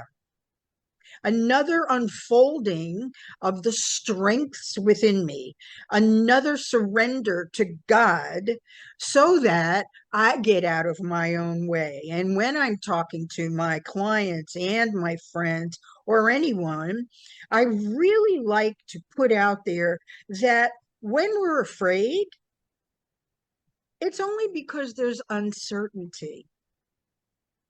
Sometimes that fear and anxiety is actually excitement. We live beneath a paradigm and a subconscious where we've been infused with all these old stories, not to sound mundane or cliche, but they really are old stories. And we have the absolute power to sit down and rewrite those stories. I've done it. It's worked. I have exercises for it. It's great. Is it easy? No. And the reason a lot of people don't want to do the inner work or surrender to God or just let go and release, take the bridge job that you need in order to get to where your vision is taking you is because of fear. Step into it. Step into it, do different things. I sang for 25 years and then I went through a 2-year depression because I lost my identity. Had no idea who I was off stage. So my point there is never let the bling and the thing throw you as to who you are. You ground yourself, you love yourself, you be yourself. Self-care goes beyond that mani-pedi, and we all know that. Self-care involves our lives. So I'm going to go back to belief. Often we say we believe in ourselves, but we haven't become the believer. We need to be the observer first. When you observe your life like you're in a movie, you can put yourself wherever you want to be. So like RG said, if you're comfortable where you are, that's fine. But if you want something different, you need to change the scene. The scene needs to be changed. Something else that he said is, and it doesn't matter what you're seeing on the outside. You may look around and go, this is a big mess. But guess what? We're energy, and you can't create or destroy energy.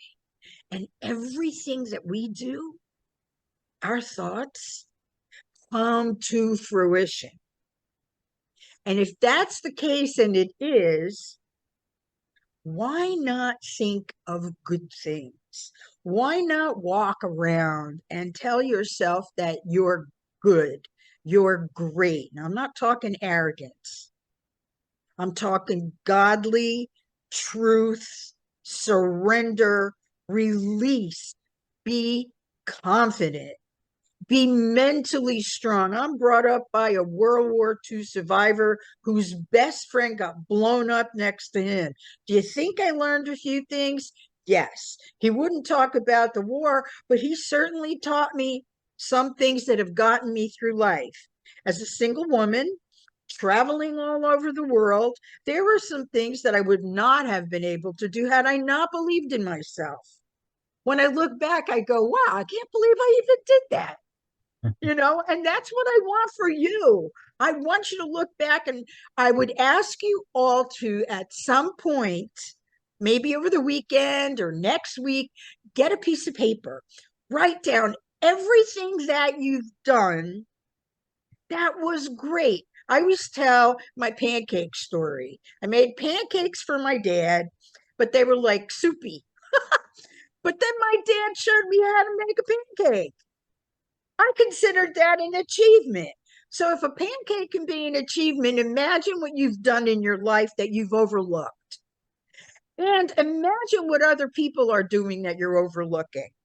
I want to bring this also to something today that I'm very adamant about.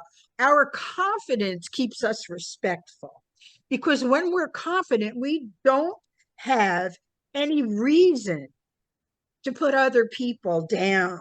We don't have any reason to judge other people. When we don't judge ourselves, and I was the biggest judger, and I still deal with it. I am not perfecto at all, believe me. I am real. I am the real deal. I will tell you that I am not at the top of my game in this period of my life, but that's okay. Because there are bridges from A to B. And B is where we want to be. B is where we want to be. I didn't even plan on that. And we get scared because our timing is not God's timing, and we're afraid. We're not going to get there in time. Now, what I see today is a lack of respect, a lack of self-care, a lack of confidence, and I'm just going to bring it right to the trends, right? I mean, I see 5-foot eyelashes, but where's your heart? You comparing yourself with other people. God, you weren't born that way. Now, don't get me wrong. Sometimes I color my whites when I feel like it because I like choice. However, you need the confidence to be who the F you are for any way that you are.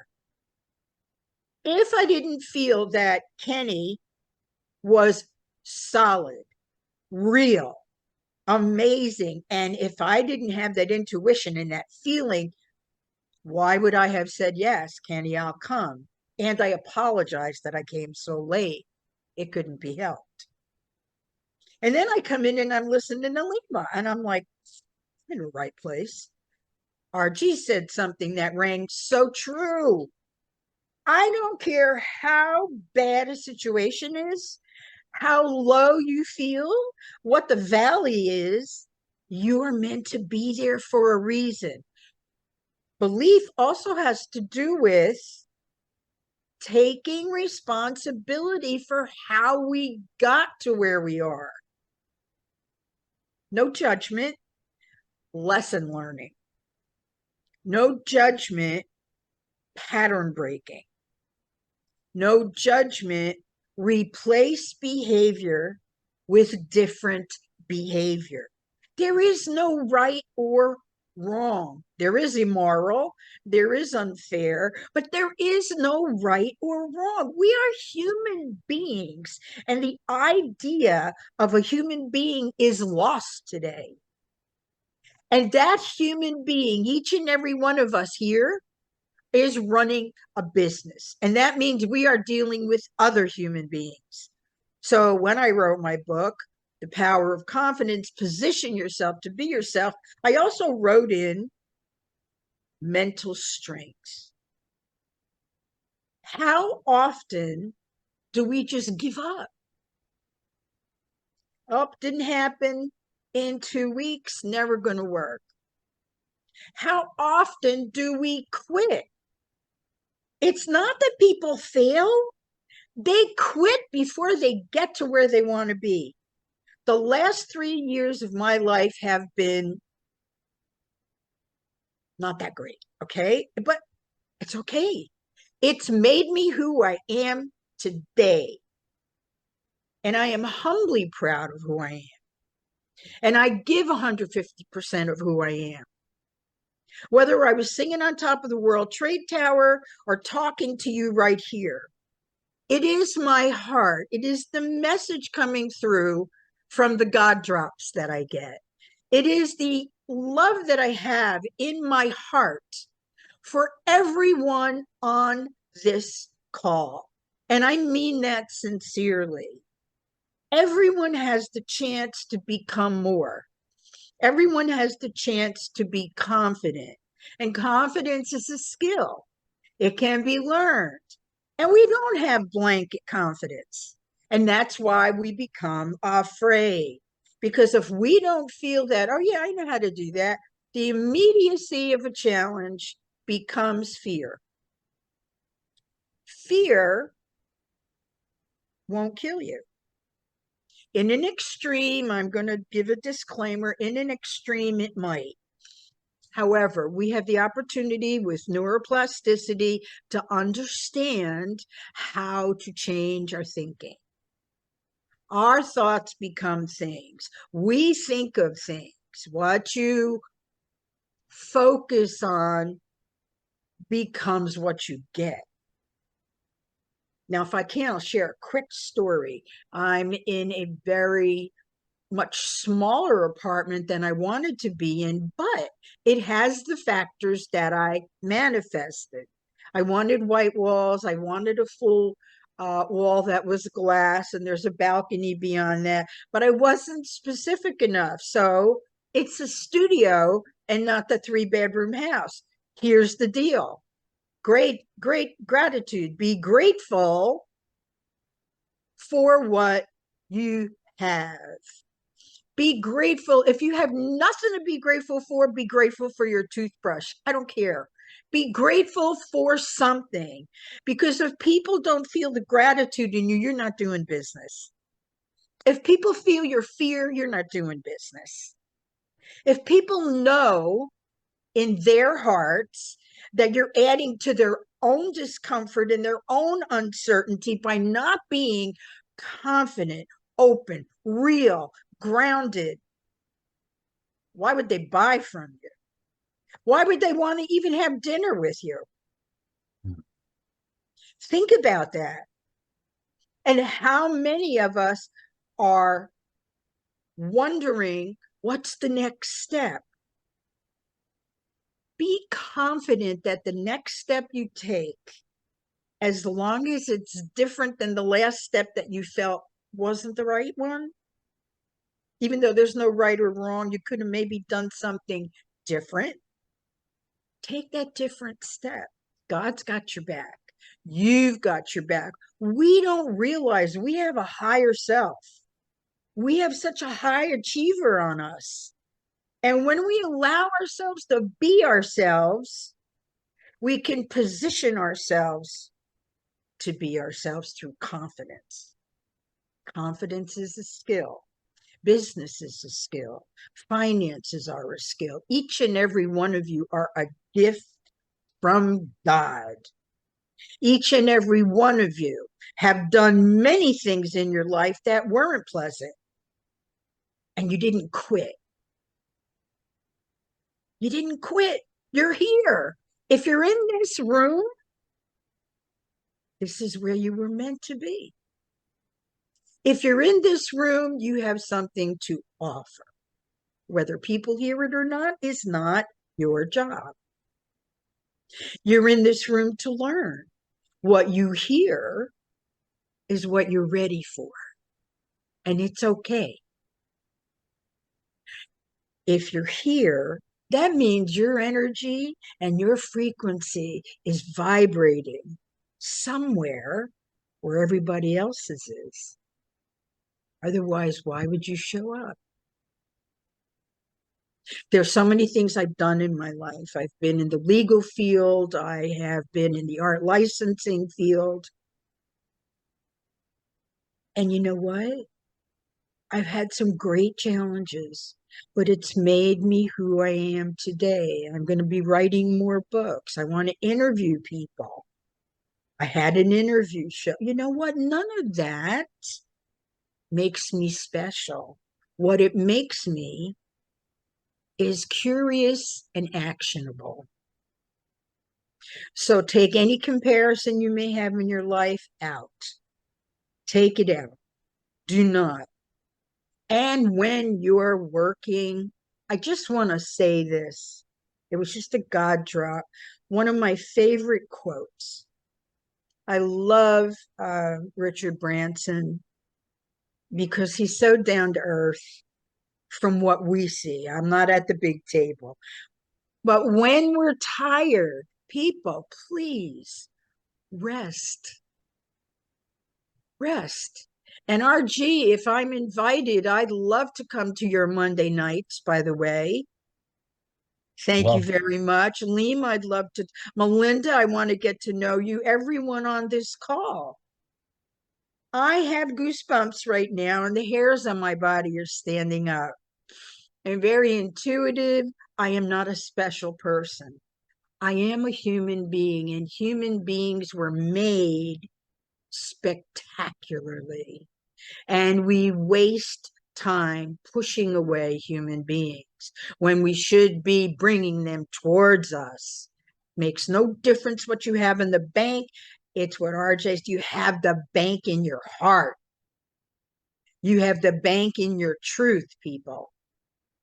You are an amazing group of people. You're the cutest. Penny, thank you so very much for inviting me. My heart, guys, I just love you all from my heart. I want to get to know each and every one of you. I will put my email, and if you want to reach out, just do that. I'll also put my cell phone. I'm in the midst of reinventing, rebranding, and I am so glad to do guys here. It's beautiful. You are part of my journey. Woo! I love it. Thank you, thank you, thank you so very much for having me. And I hope that you guys stay blessed and well. Thank you so much. That was so wonderful. And Yes. I love your hair. It's beautiful. Yeah, thank you Thank you. so much for that. Awesome. Yeah, please put down your contact information. Does anyone have any questions for Madeline? Kenny, may I say it's Madeline, but you could call me Maddie. Madeline, sorry. That's okay. I don't care. I just wanted to let you know it's fine. Perfect. Awesome. Well, this has been wonderful. We are finished with our speakers, and now we will just have a open question and answer, kind of about a little of everything for everybody. Whoever wants to talk, any questions for us, for kind of our, oh, thank you, Derek. Really any questions about our process, where we want to go with this? We have a lot of dreams. We have some big dreams with this one. If you have any questions, we would love to answer them. So I just put my contact info. So if you don't have a chance to connect on here, reach out to me and I will connect you to whoever and wherever. And I will put that for everyone so they can connect offline and continue to collaborate there as well. So yeah, thank you everyone for being here. And again, you know, this you weren't here because we invited you, yes, but you didn't come for us. You came for you, you know. I was here for me. I learned more, you know, I know more now than I did 3 hours ago and stuff. So everyone was here for them. Like was said, they're here because they were meant to be here. And they took away something that's going to help their lives or whatever. And the collaboration opportunities and just the growth and stuff and applying it to your dream. And that's what I love about dreams is, you know, I learned something from Nicole, and I learned something from Lima, and I learned something from everyone. But that doesn't mean my dreams are the same as theirs, you know. My some things align better with Lima than they do with Madeline, and some things align better with RG than they do with Melinda and stuff. But our goals and our dreams are different. The vehicles and the processes we go through to help others and to reach our goals in that journey of helping others is different. That's what I love about dreams is we can have our own dreams and within that world of and within the collaboration of helping others with their dreams. And so I love that and giving that permission. That's why it's on there, you know, dare to dream, give yourself that permission, take that permission back. You handed it to somebody else or some other source, you know, fear or a boss or time or whatever. Take that permission back, take that power back and live your life, you know, make those small tweaks as RJ put it, change the factors in that equation, you know, take that power back and make it your own. And so, yeah, I'd love to answer any questions. We got, there's more of these upcoming, so we'll keep that posted as detailed come, but if you have any questions or want to ask some of the speakers questions or anything like that, we'll stay on here for a few more minutes. And so floor is open. Yes, Diana asked, Madeline, where can people listen to your thing on Monday? I am changing the time for the Monday morning meeting, and I will send you the promo and you can send it out to everyone if you would do that for me, Kenny. Perfect. So It'll be in the morning around 9:30. I was doing it much earlier, but some people couldn't make it. and is that Eastern time, correct? That's Eastern. And RG, I would love to know and pop in. Just love listening to you. Thank you. I will send you a link. Thank you so much.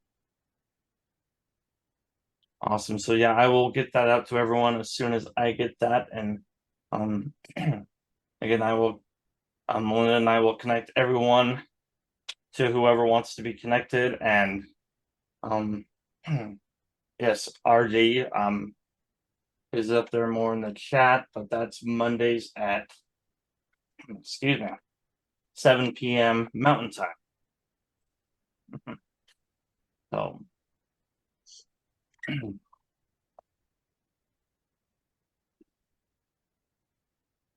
Well, this has been wonderful. Thank you all so much for coming.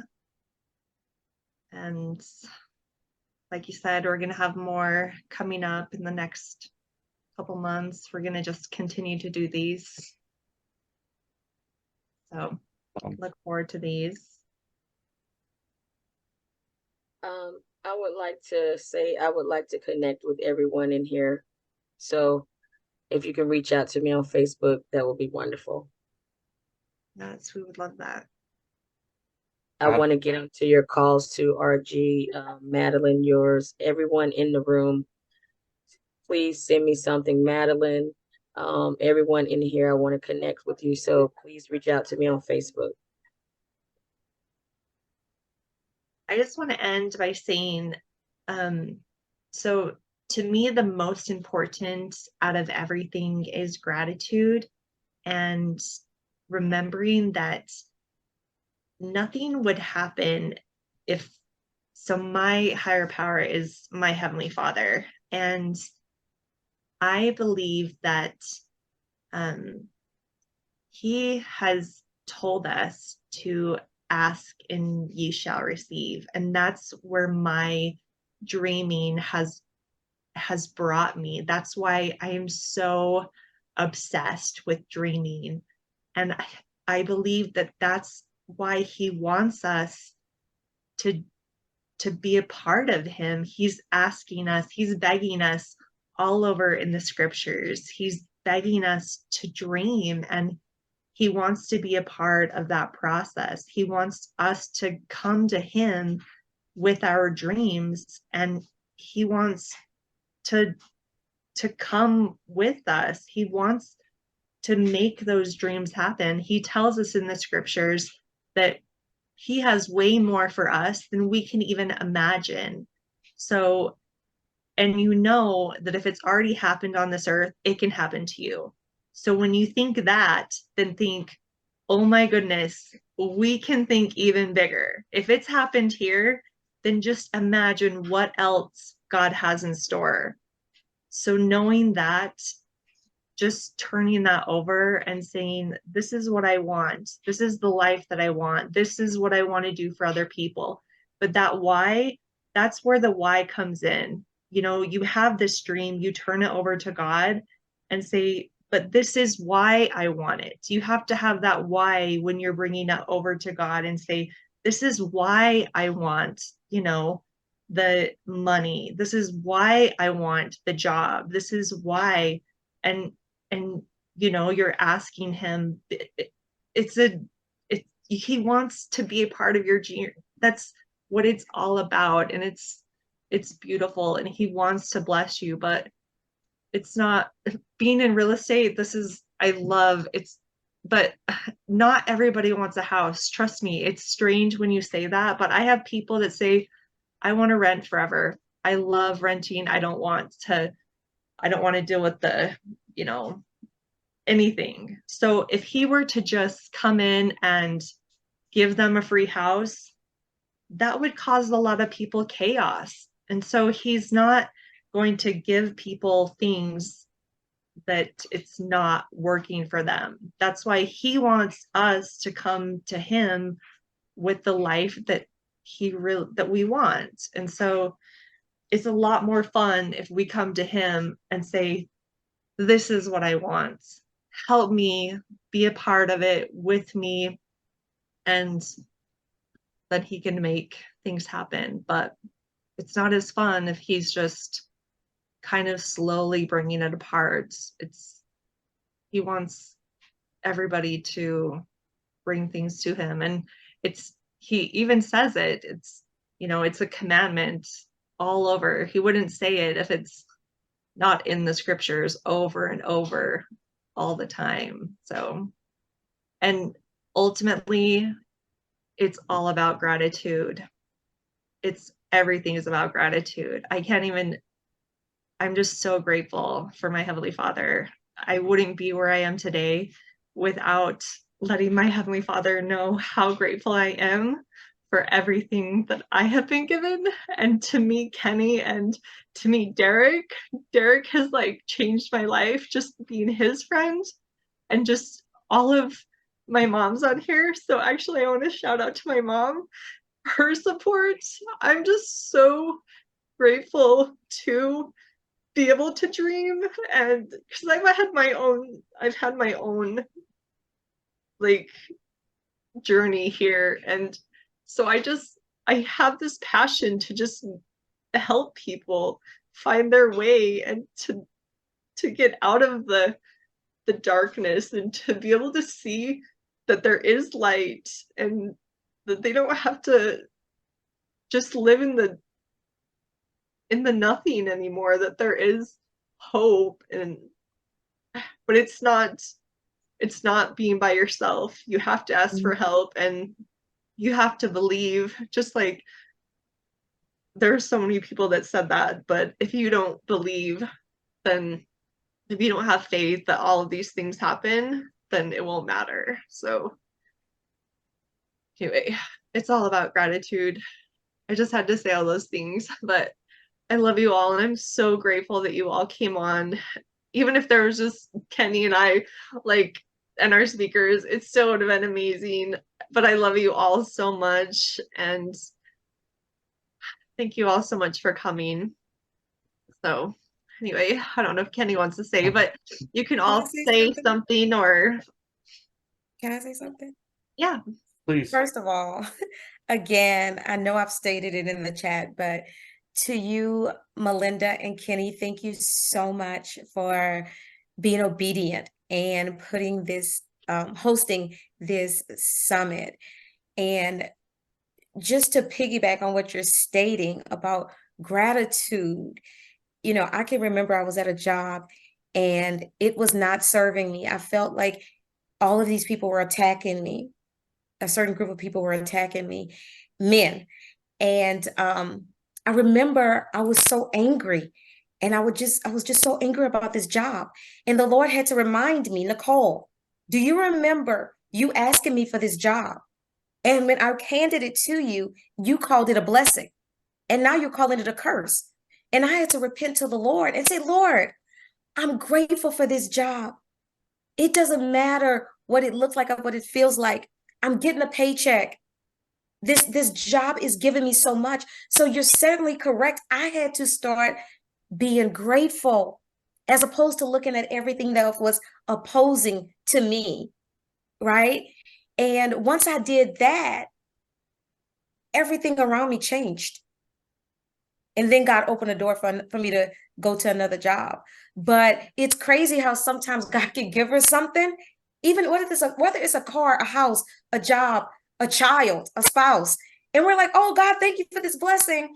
But once it's not looking like what we think it should look like, or serving us the way we think it should serve us, then we say, okay, this is a curse. Take it away. I don't want it. You know, but we called it a blessing at one time.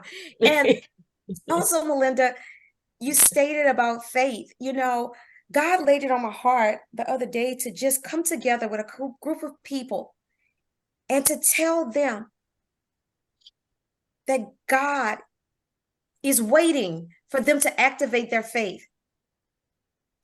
And I'm not going to lie, I was a little reluctant. I say, but Lord God, I'm going to be obedient to what you're telling me to tell your daughters, to tell this group of people, to tell these people. And everything the Lord spoke, because it was not Nicole's words, it was the Lord's words.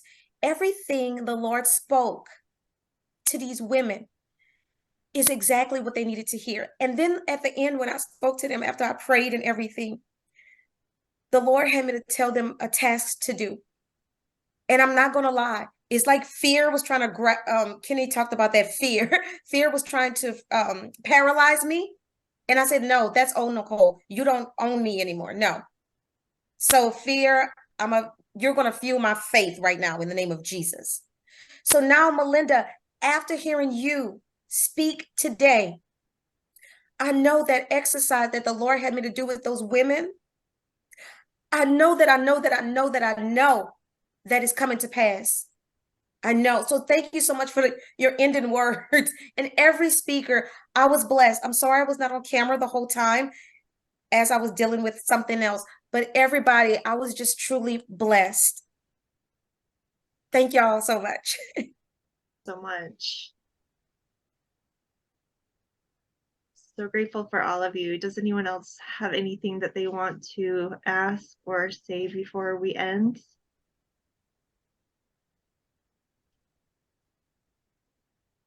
I just wanted to say one thing. Just off of what you said, Melinda, like being thankful, like having that spirit of thankfulness and being grateful. You know, because the word of God talks that love cast out all fear. Like when you're in that spirit and that's your way of being, there is no fear. It doesn't exist anymore. And through everything that I've been through, like that's like my motto. That's like how I live. I live in a spirit of gratefulness, thankfulness every day. And I love everyone. And when you can do that and you can embody that, then there's power in it. And that's what I was talking about before. And that's when the atmosphere starts to shift. So when you do have that grateful spirit and that love in your heart, then everything is possible, because God gave us all faith. God gave us all a measure of faith. So that's already a part of us all. But adding that love there, just like RG was talking about, it's a formula. Add that in there, and then there's so much power, and that casts the fear down, and then you can do all things. So I just want to say that I love that. And I love what Nicole was just saying, like, you can do it. It's a decision, literally. It's just pretty much a decision. Sometimes we're not going to have someone to pat us on the back. The word of God says that we have to encourage ourselves. You have to step out. You have to make a decision, even if it doesn't matter how you feel, you still have to go ahead and do it. A lot of times that's the resistance, but that resistance is not, God. It's just something that was in you from the past. That's what Nicole was just talking about, and just press past that and just keep on going. And everything always works out.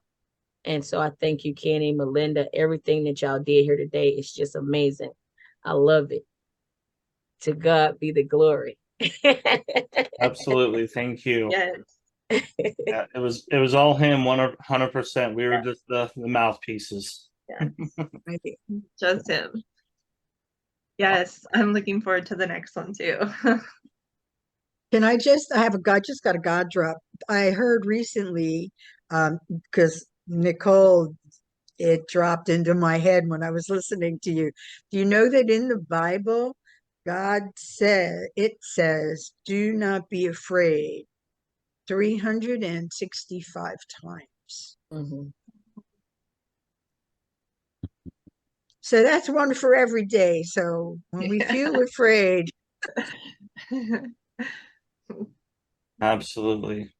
loved listening to that, Nicole. Thank you so much. That's beautiful. Thank Yeah, you all really. so much. Awesome. Thank you everyone for being here. Continue to have a blessed day. Go live your dreams and reach out and help others. Again, we will connect everyone so they can connect. And so Yes. love you and have a great day. Yes. Bye, everyone. Blessings. Yeah. See you later.